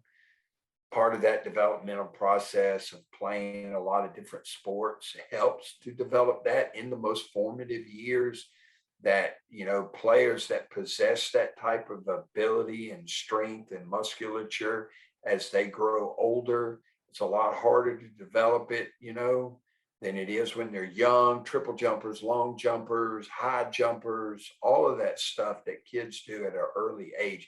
In fact, Laird Hamilton, the world champion, the greatest surfer of all time, wrote a book. And in the book, he said, the size of an athlete's engine, and I'm paraphrasing, the size of an athlete's engine is developed when they're young. And same with their musculature. So I think that would help. Then I think for hamstring health, and this is something that I've, being not off work, but not having the day-to-day demands of a collegiate strength coach and department head now has allowed me to really dive into a lot of the stuff. I think that the thing that you can do for hamstring strength, and you got to strengthen the hamstring, you got to strengthen it with knee dominant exercises, hip dominant exercises. You but got to strengthen it both eccentrically and isometrically. So strengthening the hamstrings and having a good balance between ham, quad, and your gastroc and musculature is important. Glute strength is important. Core strength is important. Again, the deceleration work is important for hamstring health. But then I think you need to be able to balance the amount of high velocity sprinting that you're doing. And I think there is a sweet spot in distance per week that has to be done on a year-round basis. So you could work your tail off and make sure you're getting the proper amount of sprinting during the off season. And then when football practice starts, if they're long, drawn out, slow, wallowing, sachet type practices that some coaches are into, without the proper high speed distance, then you're going to end up, your players are going to digress and end up getting injured during the season. So I think in a nutshell, ACLs, those things are tough, man. And You got to make sure that the musculature around it is well developed. All the different strength qualities are developed, and then the movement patterns, the acceleration, deceleration, both, at all angles are done properly. And then practice organization is done. You monitor the fatigue. So you raise their resilience to injury, but then you also have to monitor the fatigue factor, because guys get hurt when they're tired. And here's something that people don't understand and coaches don't understand. I had a coach one time tell me that, I thought our players looked tired today. And I said, no, coach, no. He said, I thought our players got tired today. And I said, no, coach, they were tired going into the game. So too much looks just like not enough. And so, it's not, you just can't put a rubber stamp and say, boom, we did this and our hamstrings are going to be fine. And you can't go, boom, we did this and our ACLs, our players are going to be resilient to ACL injuries. There's a lot that goes in it, and it's a delicate balance. And all of it it's the sum of everything that you do that determines the overall training effect. And a lot of this starts out globally, but then as the season and a player's career evolves, then you have to also manage it on a one-on-one basis as well, because they're all different. Right. Sure. Right. What does that week look like of training? Like at LSU, your last handful of years when you really settled into your most current philosophy, what does a week of training look like off season versus in season? So the so for the off season, and if let's just look at a 3-day-a-week program. Monday was a day where we were going to start that day with stance, starts, acceleration, deceleration work. We're going to throw med balls, and we're going to do some position early I'm going to give you I'm not going to start in January and go all the way through December, but you would start with bilateral jumps and landing and plyos, and then gradually progress to where the skill position players are doing more like single leg hops and single leg jumps or bounding, whereas the linemen, the plyos that those big guys do looks a lot different than the jumping that a skill position player is going to do, of course. Monday is a day where we would do, again, stance, start, accelerate, decelerate, max velocity runs. That's a day where you try to get in some max velocity work, and all of that work was done prior to the workout. Sure. And then after that would be a speed strength day in the weight room. So Monday was going to be a speed strength day, the whole workout. Yeah. Yep. You had 2 days of rest. Most of our players would do some light training on Saturday on their own. So you would assume that Monday was their freshest day. The CNS might not be as primed as you would like, but based on the way our weekly schedule went, because of all the other stuff that they had to do, that was probably the best day that you could get for CNS training. Okay. So we were going to focus on cleans and jerks, and then our light bench and squats. And those light squats and bench day were going to be strength speed days also. So the same emphasis that we started with, we ended with. We'd also do some upper and lower body auxiliary work like horizontal or vertical pulls. And then we would do unilateral exercise, especially for the skilled position players as well. And then, of course, for the big guys, a bunch of elbow work. And then after that, we would always, and I know that you get core work in squatting and cleaning and stuff, but I like a lot of rotational abdominal exercises because you're playing a field sport. Yeah. And it's a rotational, it doesn't matter. Your offensive linemen are pulling, rotating and pulling, and your defensive linemen on a screen or a draw, they've got to violently change direction and rotate, to retrace on screens and draws. So I'm a big believer in doing a lot of core work also, especially rotational core work. Sure, stuff that looks like it'll apply to what we're doing. Yeah. Right. So that would be a Monday. Okay. Mm-hmm. So Monday was a big speed, strength, and strength speed day. It evolved from from being very basic and bilateral in January to by the end of July. It's kind of like a target or the barn door theory. In January, you're throwing rocks at a barn door.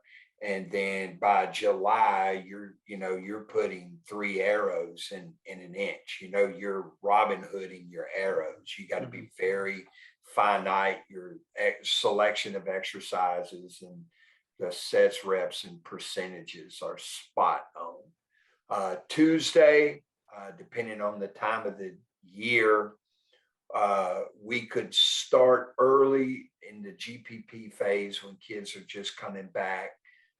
With some simple tempo work, easy, extensive tempos, slightly longer distances with plenty of rest. And I would say zone 2 training. Sure. That would quickly, once they got their legs woke up, and sometimes it would be 2 weeks, of easy tempo work. It would start to be a lateral day where we were doing like resisted lateral shuffles, crossover lunge, and then that would work into lateral sled pulls, crossover run, sled pulls, and then into some of the stuff that we called like ricochet drills, where it's a 5-yard sprint, you rotate, side plant, 5-yard sprint back. So it's a 10-yard drill. Mm-hmm.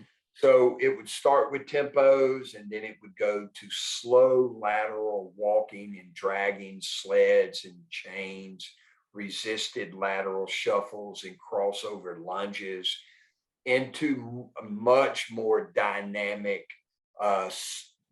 acceleration, deceleration, and change of direction work.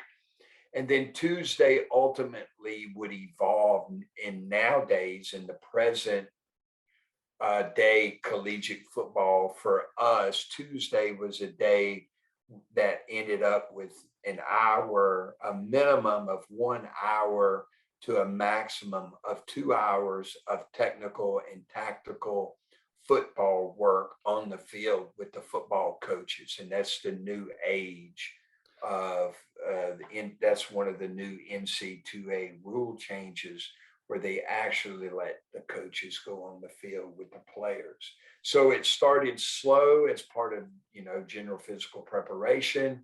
Then it started getting football and position specific, and then it turned into a full-fledged practice without pads and contact. Wednesday was a day, because of the nature of Tuesday's work and what was planned for Thursday and Friday. Wednesday was a day where we did not prescribe any running. They would do a basic weight room warm up like you would see a Russian weightlifter do, with a bunch of hip and torso and shoulder mobility exercises in place. That warm up would take us 7 to 10 minutes. And then it was, everybody, and this is what I would tell our players and our coaching staff, just about every collegiate football team in America cleans and does some type of vertical press. They squat, they bench. But Wednesday, I always felt like was a day that set us apart from the rest of the collegiate teams, because we started every Wednesday with snatch. And we never snatched from the floor, because those 6'6" and 6'7" and 6'8" guys, they don't get in a very good snatch stance. Well, it takes a lot of time to coach those kind of guys that are built that way. Like, that's a lot of time and consideration to do that well. What we did, however, we did hang squat snatches. And I'm telling you what, man, if Vasily Alexia, or if Stefan Butev, or Ivan Abajev or Medvedev, if some of those guys would have come in and saw our guys snatch from a hang into a hang snatch, not a power snatch with an overhead squat, man, you talking about a functional exercise. And part of the FMS screen and stuff they do at the combine, with having offensive and defensive linemen do overhead squats with sticks and stuff. Our snatch, we didn't max in it. The percentages were based off of your maximum clean. And it was never an exercise where we went real heavy, but it was a great exercise for starting strength and speed strength. And it was phenomenal. Like, people would walk in on our Wednesday workouts and they were flabbergasted by how well, and it goes to show the level of athlete that we recruited also. And I sold, it being a starting strength and speed strength exercise. And so we started every Wednesday with snatch. Then we followed that with a heavy unilateral exercise where it was going to be a front foot or rear foot elevated split squat. We progressed to back lunges and front lunges. And then we progressed to heavy walking lunges for 3 reps of each leg. And then we progressed to a heavy single leg box step up. And so, we started in plays, then we started with movement, and then they became more and more dynamic. And we worked up to where we had guys, we had skill position players that could do sets of 5 with 350 pounds on an 18-inch box. And these were custom boxes. Now, these boxes were made out of 3/4-inch plywood, reinforced in the middle. They were stapled, screwed, and glued. An elephant could stand on them. But we had guys that, that would go 140 to 160 kilos in these step ups, which I thought were huge for us.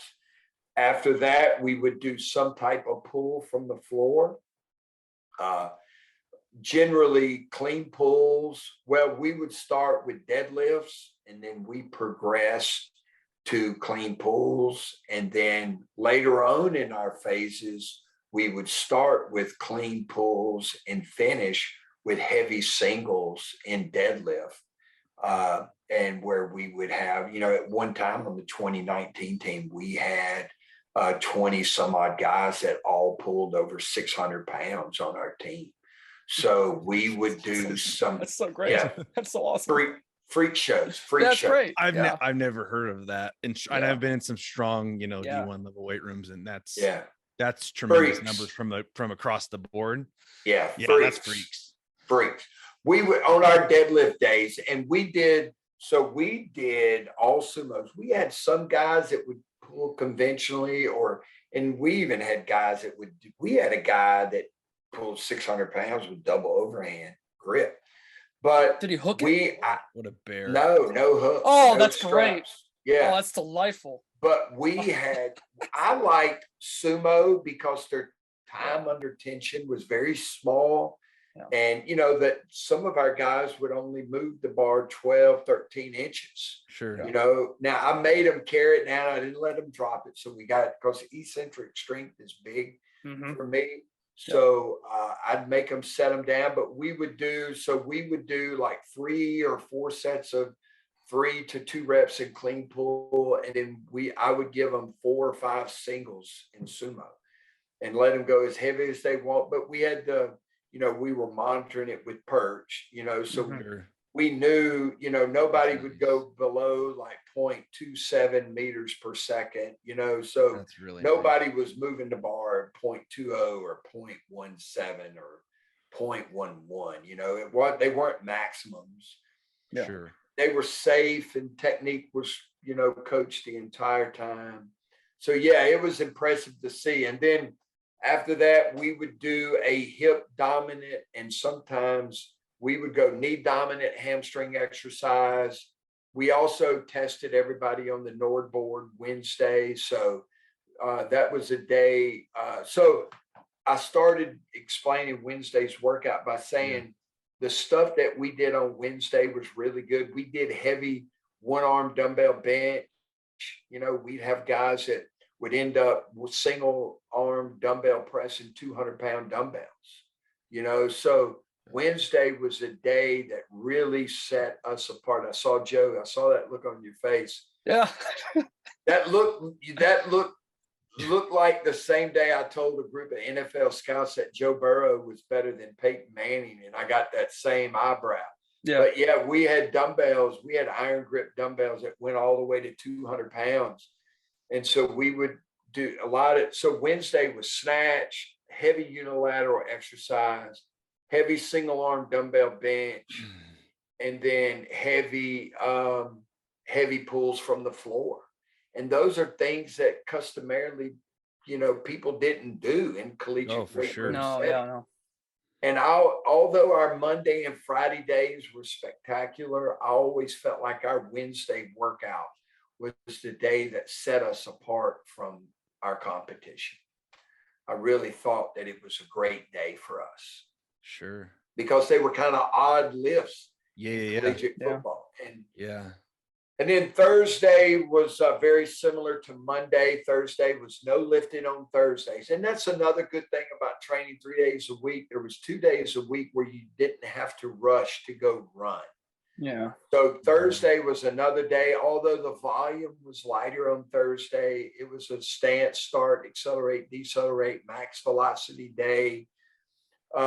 That went quick. And then we got into a lot of change of direction, we called it, but that was like agility drills. That was a day we would warm up. And instead of doing a linear warm up, we would do a bunch of lateral, dynamic mobility drills, I guess you could say. And so we did a lot of agility training on Thursday. And then that was another football day with technical and tactical preparation as well. Okay. And then Friday would be, we'd start every Friday with hang cleans. And then we would go right after hang cleans, and it would be a speed strength day or starting strength. It would be very light, very dynamic, guys popping their feet and moving the weight super, super, super fast. And then we would go into heavy bench.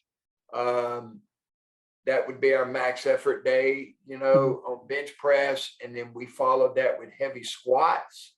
That would be a day where we would squat. We would do at least a bilateral back squats. Sometimes we would do back squats plus front squats. And then other days we would just do back squats. That day would progress throughout the season.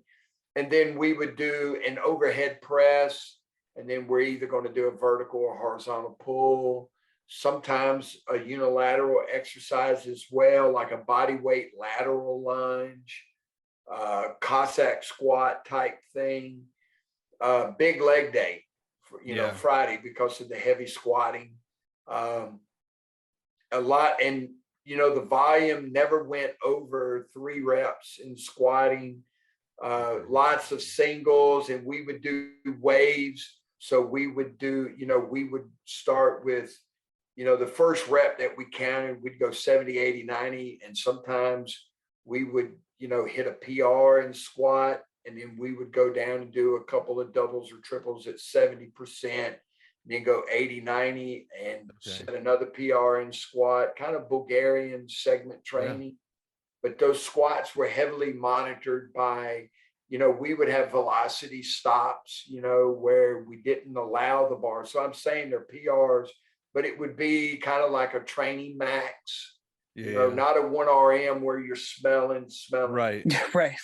You got ammonia caps and back slaps, but we would monitor it, and the velocity stops would be around 0.3 to 0.27 meters per second, depending on who that person was. Sure.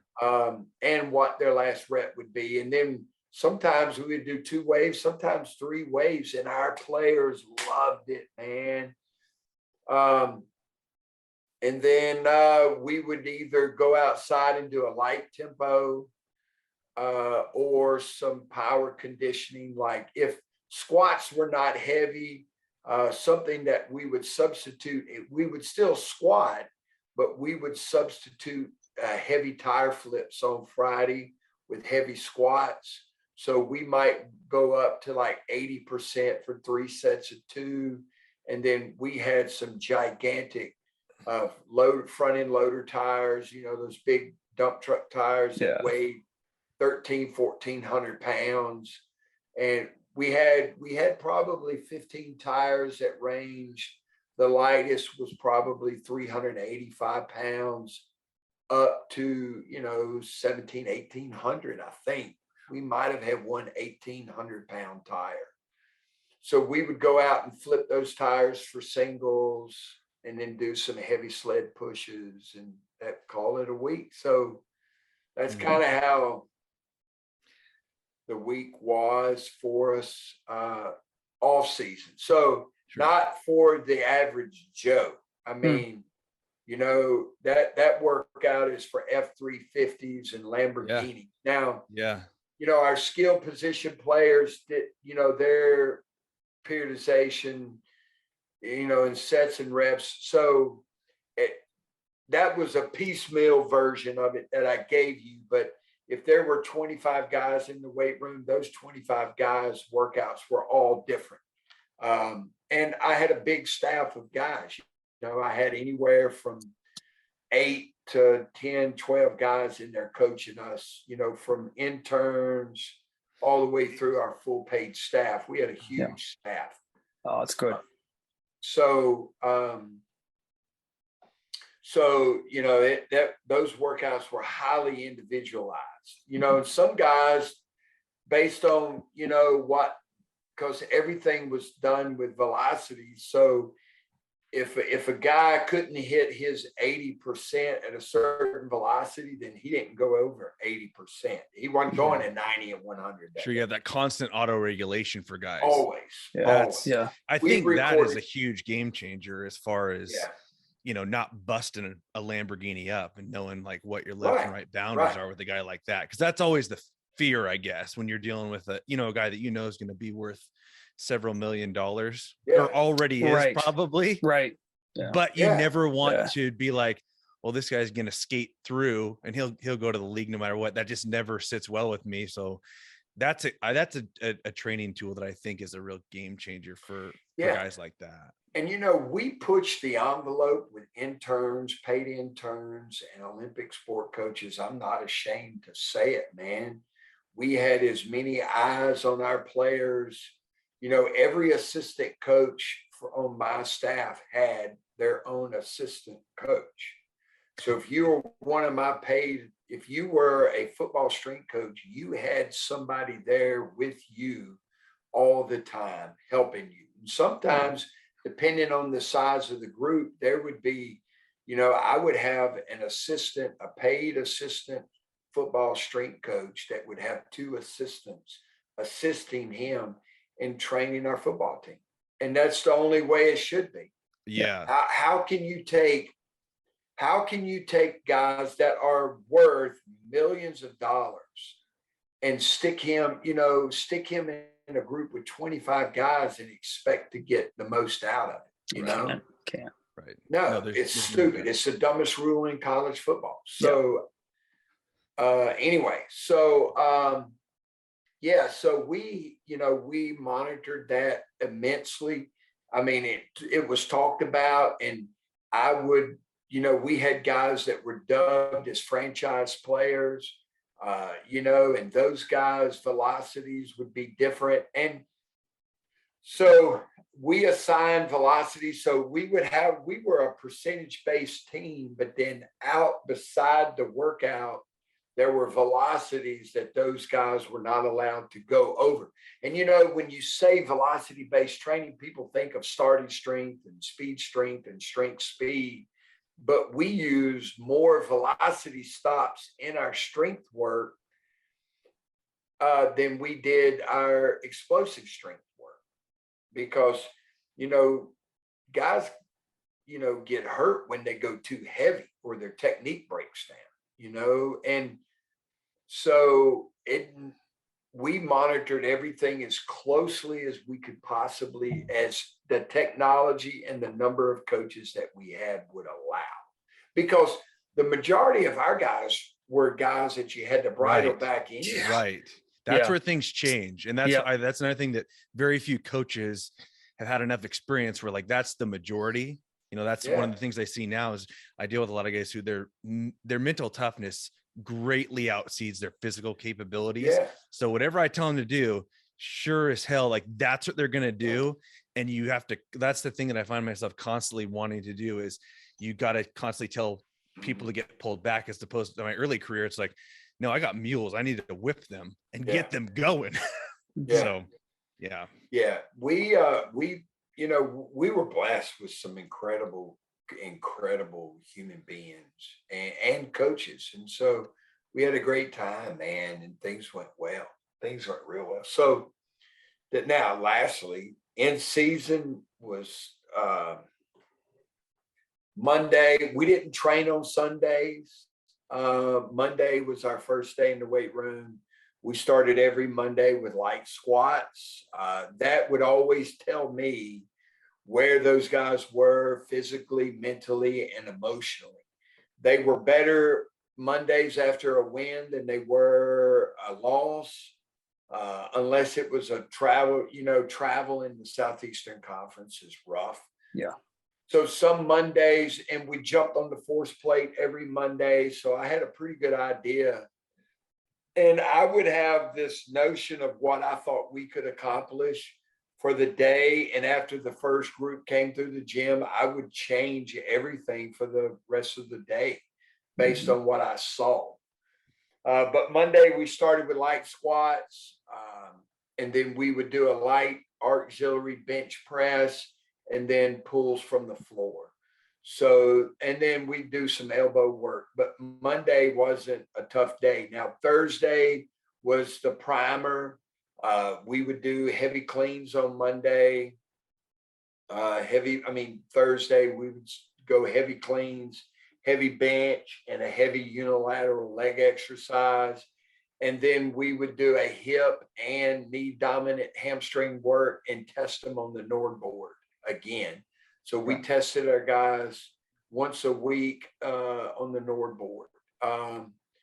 And you'd always get a good indication of where they were. And then also on Thursday, so we'd have Monday, Tuesday, and Wednesday to practice. So I would have good practice data. We also had the force plate data and and a lot of people that use, especially now with all the nice VMAX Pro, Elite Form, and Perch, people only record their core exercises. But when we trained, we recorded every exercise. Yeah. So we got a much broader picture of what their overall physical state was. So we would make adjustments after Monday, Tuesday, and Wednesday of practice, training, and testing. Thursday's workout was based on the information that I got from those 3 previous practices. And then Friday, we liked our guys coming in and doing some light upper body stuff or get on the vibe plates and stretch and do some FRC for the veteran players. It was kind of a ego pump up, like tune them up for the Saturday game. And now the young players that were not playing in the game, it was another speed strength day, front squat day, basic, day for the players that didn't play a lot. And then everything was subject to change based on what practice schedule was like and et cetera. Sure. So that's pretty much it for a nutshell. Yeah. When you come in and they're doing that force plate, what average are you looking for? Like, have you had them do 10 jumps consecutively before the season started? So we did. We experimented with a lot of different jumps on the force plate, but we found that the three counter movement jumps with the hands on the hip. We probably got more consistent information from three counter movement jumps than we did a depth jump or a single leg jump or a squat jump. Now we did at the beginning of every semester, we would do what we call the force plate combine, where we would set up all of our force plates. So we would get a depth jump, counter movement jump, a Sparta science jump, and then a 5-rep bilateral squat assessment. Oh, and an isometric mid-thigh pull. So we would do that once a semester, and then you'd get more data than you knew what to do with. Yeah. But we got a lot of information based on their current level, what their homeostasis looked like. Sure. After a week or 2 week or 3 week break, by taking them through that, we knew where homeostasis was. So what we did was 3 counter movement jumps, and we jumped every player on our team twice a week, year round. And we jumped our football team close to 50,000 times while I was at LSU. We recorded over 50,000 counter movement jumps in my time there. So what we looked at, the first thing would be the reactive strength index modified, RSI mod. We looked at that. We had positional averages. We looked at each player's average, and we just put it on a trend line.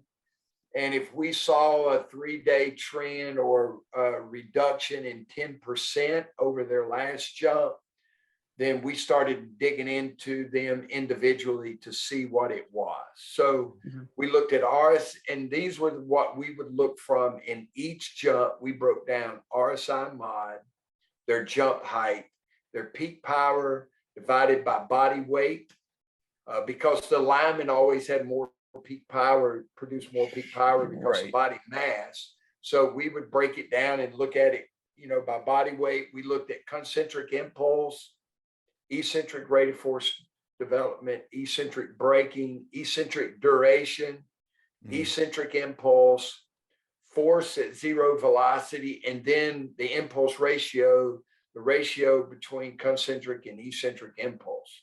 So we looked at all of that off of, and so there was one coach, Rodney Hill.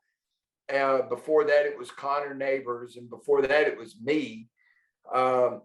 We looked at all of that every day. And so you could see, so if their RSI went down, then you would look at this, and this, and then that's all of those variables were minus looking at the asymmetries, the difference between the right and left leg. Right. Sure. And then we cross-referenced all of that with the GPS data. So if you saw a decrease in jump height and RSI, you would start looking at eccentric times. So if the amount of time, if their eccentric time increased, eccentric duration increased, eccentric impulse. That showed that guys were going slower eccentrically. And then you looked at concentric impulse and force at zero velocity. You could tell that the guy was tired. Sure. So that was my question. Yeah. You could tell, that guys were tired. Yeah. And this is more of a readiness thing than it was at performance. Sure. It was easy to see if the RSI was going up, then their velocities and stuff were going up in the weight room and the weights were going up in the weight room. Yeah. But we more or less used it to gauge their readiness, for fatigue, et cetera. Sure. So then you would cross-reference that with GPS data and look at their total distance. Yeah. For the skill position players, it was high speed distance. Those guys, if their high speed distance was over their daily averages, then you would see a reduction in RSI and jump height and peak power. Sure. For the linemen, it was more related to high intensity accelerations and decelerations, and really how much contact they were getting, because high intensity acceleration, when I exploded off the line of scrimmage, I would decelerate quickly also. Yeah. Because I'm banging my head against somebody. So you would see reductions when high intensity accelerations and decelerations were higher. You would see reductions in RSI mod and some of the other stuff. Okay. And then you could look at acute to chronic ratios also in distance, daily distance averages. And then based on all of that stuff, you go talk to the trainer, see if they've been in the training room. And when we saw like 3-day trends, ultimately those guys are at a much higher risk of getting injured. So you would try to be proactive and make some type of change individually. And, I learned my lesson a long time ago. You didn't go to the head coach and say, Coach, we got to cut practice by 30 minutes. No. That's probably fallen on deaf ears. So probably you realize it was a waste of time. That or get punched in the face. I forgot. Yeah. Coaching in Louisiana is a little bit different. Fisticuffs that still exist. Yeah. So, but that never happened. But what you would do is you'd go to the assistant coach and just say, hey, we need to back off on Jamar today. Right. And then you could, like, if we had cleans or squats that day, you could also look. Pull the CNS stuff down. Yeah. You could easily look. I mean, it was so easy that a caveman could do it. Sure. Nowadays, with all the information you get from all the different technologies. Yeah. I would assume that you could easily see after a physical game where running the rock was the primary. when the line came in and the running backs came in, they were pretty down. Yeah, you could tell that. So on Sundays, I would get up on Sundays if they had to be at the training room at 10 in the morning or 11 in the morning, and they also got a to-go lunch. So I'd go over there and get the free lunch, but I'd walk through the training room and talk to the players, and then I would see the trainer after, and he'd give me sometimes it looked like an accident report. And then other times it looked like an injury report, but I'd always get that. And there, travel, there was always more bumps and bruises if you lost or traveled, always, because guys just felt terrible when they woke up Sunday morning. Yep. Yeah. Well, Coach, you've had you on for a good while now, and we could just keep going on this. I have one more record. I know. Wait, this is a new record. I got one more in-depth question. Dustin, do you have any good question you have written down? No, not a far from advice or something like that. I have my own podcast now, so I'm good at talking. So good. We like listening. This is good. No, it's kind of a prerequisite. There are people that get into podcasting, and I think they intend on the guest carrying the whole conversation, which ideally that's what I want to hear is the guest coming on. But it astounds me sometimes where some people get into it. I was like, you got to hold the conversation. It's not going to happen if you don't have some sort of skills backing it up. But I don't think you can get away from coaching as long as you have and not be able to talk to anyone, because you have to reach athletes. You got to be able to talk to the weird walk-on kid that doesn't have any, that's an introvert and doesn't have any social skills, all the way up to, you know, managing those personalities that are just like, woo, getting people off task and dancing in the weight room.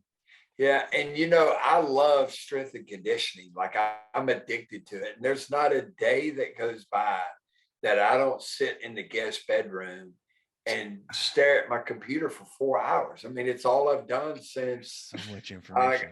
you know, since I left LSU, man, because I still love this profession. Still to this day. Yeah. I remember being told by one of my mentors back at James Madison. He said, Coach Lasco, if you can't come in the weight room and you can't communicate to the kid from Southampton, to the girl from New York City, to the guy that come on right off the farm, to the other guy who's from like SoCal, you're pretty much useless to me. Because if you can't communicate across the board of people, man, that's right. This is gonna be, you can have all the straight A's you want, but I'll never hire you. That's right.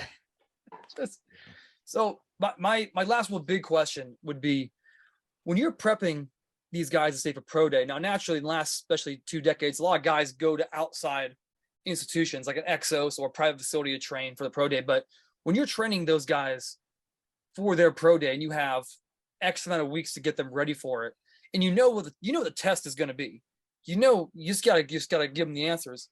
What does that leading into it look like? Because I know a lot of people always ask me, how do I get the vertical and how do I get my bench press up?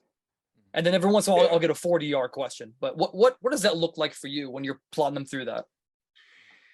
Yeah, so that's a good question, you know, because when I first started coaching in college, we did all of the combine training. No one went off to facilities, but the last 10 or 15 years here, our top players all went somewhere else for combine training. So, but you know, I was always a big believer in, well, first, let me say this. All of our off-season preparation was all built around improving the qualities that you would need to do well at the combine, except for the 225-pound bench press test.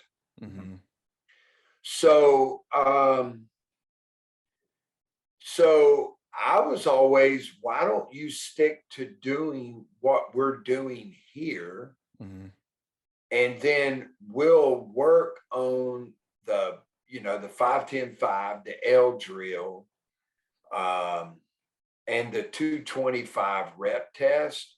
And you just keep doing what you're doing. So the players that trained with us, that's how we did it.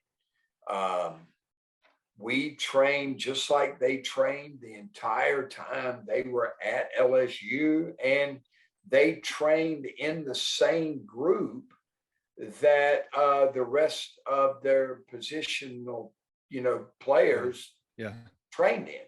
They came in, warmed up, and trained, and then they would spend some extra time working on the 5-10-5. Sure.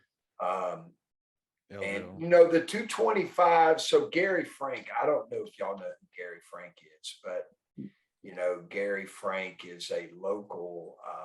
Gary Frank is his wife is from Louisiana, but Gary Frank, I think, may have been the first person to ever squat 1,000 pounds. He played 7 or 8 years in the NFL, NCAA shot put champion at Mississippi State, and then went on to become, a world champion in powerlifting. Yeah. And Gary and I have been really good friends for a long time. And so Gary, used to help me a lot with the 225 bench press. And it was basically very similar to Louie's 8 sets of 3. But Gary would take 50% of your 1 RM, and you would start on that, and you would take 50%, and you had 2 days that you trained. Day one was 8 sets of 3, beginning at 50% of your 1 RM. And after that, he would do a lot of tricep work. And then he would do a lot of shoulder and back work. And that was it. So 8 sets of 3 at 50% of 1 RM. He wanted you to be able to finish those 3 reps under 3 seconds. Okay. And then the second workout of the week was a maximum strength day. I don't think the guys, well, let's say it's a pseudo strength day. Guys didn't go over 80, 85%. Okay. They take a 10-minute break and they would take 50% of their 1 RM and they had to be able to do 20 reps. If you can do 20 reps at 50% of your 1 RM, then the next week on your 8 sets of 3, you went up 5 pounds. Okay. Oh, and on that second day, that's interesting. Yeah, you would do high volume triceps. Everything was high volume on that second day. Sure. And that's how Gary trained guys in bench. So we had some pretty good success in that. We didn't really work on the 40 that much. We would work on a lot of acceleration, 10s, 20s, and 30s. But only run a couple of 40s, getting ready for pro day. Because, I'm not of the belief that you can change a player's DNA in 2 months. You can do a lot. I think you can do more to hurt a player's chances of being drafted than you can help them. And then for us, the majority of our players didn't go to the combine. Their pro day was the biggest day. And we more or less trained them for their pro day because we wanted them to have, by staying here with all the sleds and dummies and all their workout partners, they had a chance to work on their position-specific skill work and be in condition. Because if you've ever seen an NFL pro day at a school like LSU, we would have anywhere from 75 to 150 NFL executives, live TV, ESPN, the NFL network, and they put those guys through the ringer. And if you're not in good shape, you get exposed. You could run a 4.3 40 and then go out there and drop 5 balls and not be able to finish the workout. And, you were dropping from a 2nd round pick to a 4th round pick like that. Right. So, and then we had players that chose not to do that and go other places and work out with some really good strength coaches. One of my former assistants or interns now is Mo Wells, and Mo Wells has done as good a job of training people for the combine as anyone. He's one of those guys ranked right up there with Les Spellman when it comes to combine prep. So I'd tell him, you can stay here and work with me, or you can go work out with Mo. It's fine with me. You're not paying me. So. Yeah. No. Well, yeah. I mean, would you mention like one of your interns went on and they went on to Mo Wells went on to do that combine prep, and you'd mentioned earlier when you have that many bodies and that many bodies in a weight room who are more likely going to make a lot of money. Why would you not have more eyes watching them to make sure they don't get injured? Not only for their benefit, but for the coach's benefit, but also for the NCAA's benefit, because that's a product they're going to want on the field to make money off of. And this idea that in that aspect, he was a former intern, he got the opportunity to be in there and do that, to go on to have success and help other people get to that level. I think that's a phenomenal professional development idea where your paid assistants have assistants. And so your assistants are getting the idea of what it's like to be a boss when they go on to the next level. And those unpaid assistants are getting an idea of what it is to be in that environment and that caliber person. To go back to what Dustin said at the beginning of the podcast, where, if you can make it in a collegiate weight room, especially a Power 5, you can make it anywhere. Yeah. It makes everything so easy. It was a great environment, man. I had 22 great years here at LSU, and consider myself incredibly blessed to have had the opportunity to do it for as long as I did. Yeah. Well, sir, before we get you out of here, get you on to, bleeding out deers and, getting meat, tell us real quick about your programming app. Okay, good. So the Moffitt method is a remote coaching tool. We use Team Builder as the deliverable. It's white labeled, the Moffitt method, but the background of it is Team Builder, which comes with all of the advantages that Team Builder has to offer. We've shot over 190. We're up to like 190 videos. So we have our own videos of every exercise and drill that we do. So if you're interested in the Moffitt method, all you have to do is contact us through the website or through social media. We then schedule a discovery call. We call the coaching staff. We talk to them about what their goals are, what they're capable of doing themselves.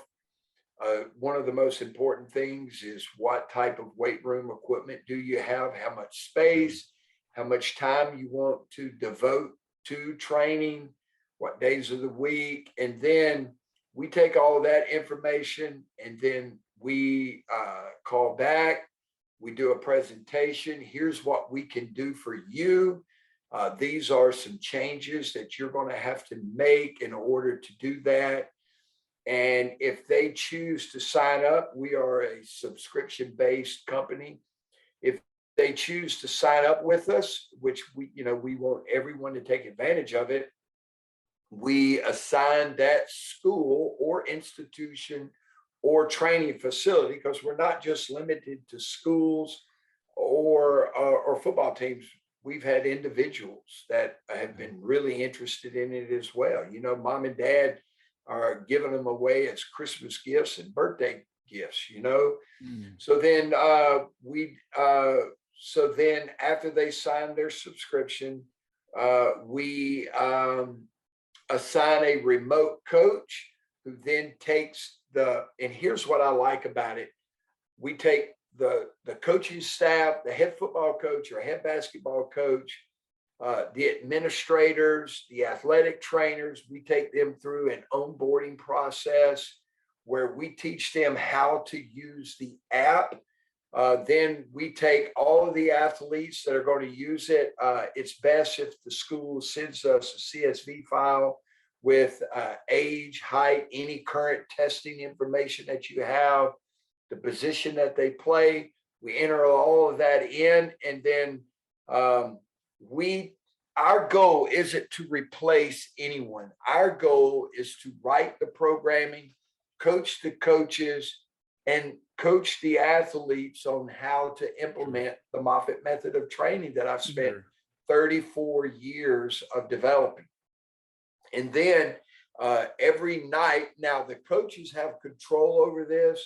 If they deem it necessary, which we feel it is, the athletes receive an email. So every morning, the student athlete wakes up with an email outlining today's training.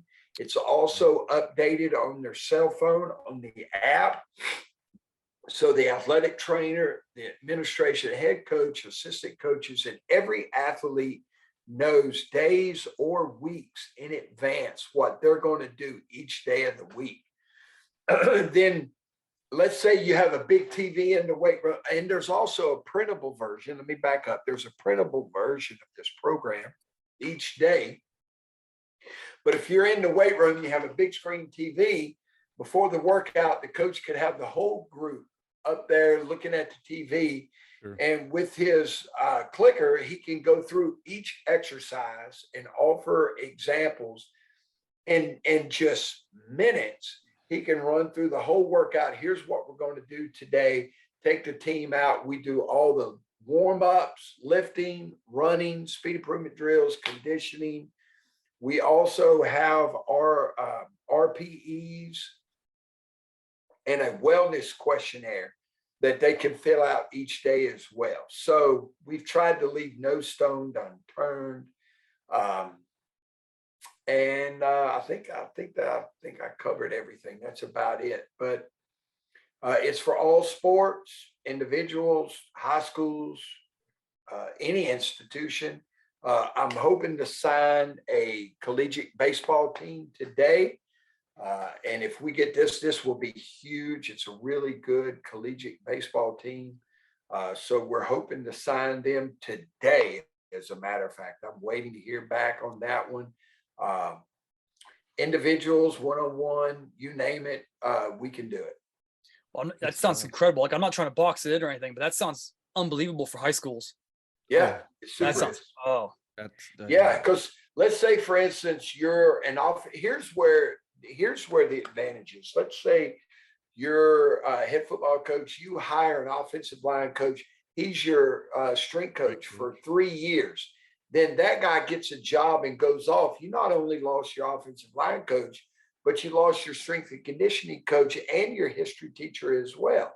But with the Moffitt method, you're going to have a program. You train a coach to implement that program.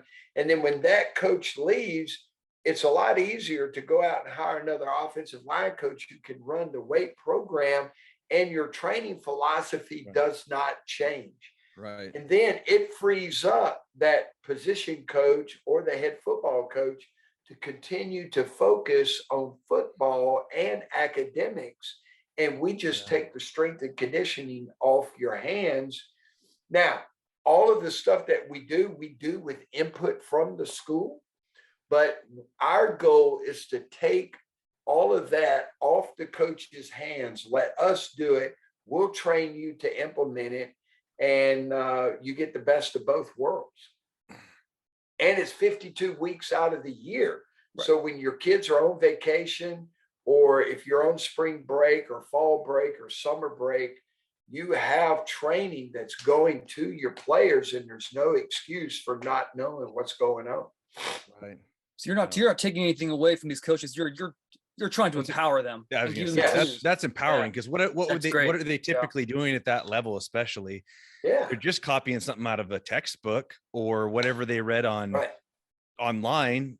And that could be real bad or maybe somewhat decent, but that's a lot of personal influence in what they're choosing to select at that level too. Yeah. So you get a lot of consistency out of doing something like this, where you can keep doing it. Yeah, we just finished up programming from 8 all the way to, so we have programming from 8-year-olds all the way through 18-year-olds.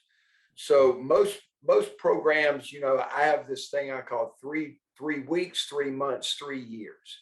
So if you do something for 3 weeks, you're going to start to see a little progress, some improvements, but it's not long lasting.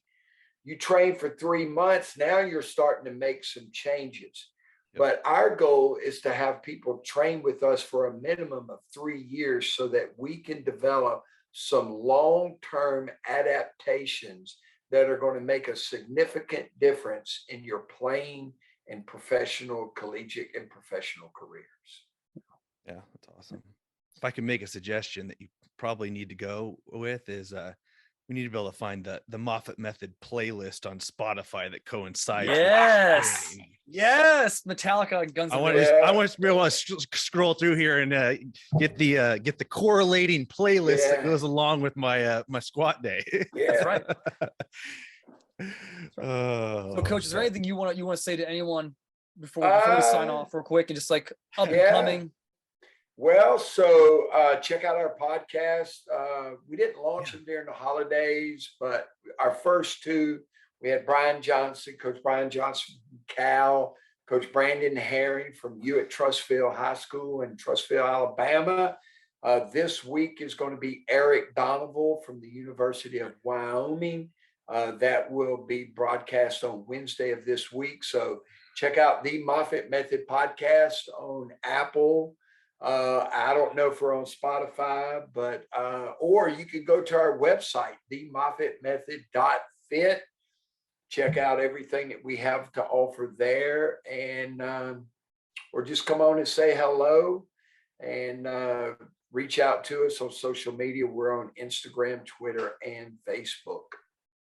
And lastly, I'd like to thank y'all for having me on here. Oh, this is an absolute pleasure for us. I've been I've been wanting to talk to you since I got into strength and conditioning like 2004. Like, this is great. I love it. I mean, it's a passion that I have. I tell people I'm still addicted. It was an addiction. It wasn't a career. I love every aspect of it. And I sit around and text, my old staff members and friends that are in this business. And I think it's the greatest profession that there is. I think it's the greatest coaching job there is in athletics. And if there's anything that I can ever do for you guys, y'all want to come down here and go on a pig hunt, let me know. I can set that up easy. I mean, yeah. Yeah, we got plenty of stuff to shoot and kill down here. So give me a shout. Come on down and we'll go out and have us a great time at the camp. I like that. Awesome. I like that. All right, well, Coach, thank you for coming on. We're going to cut the recording, get some things from you. Yeah. Thank you very much, guys. Thank you, sir. Yeah.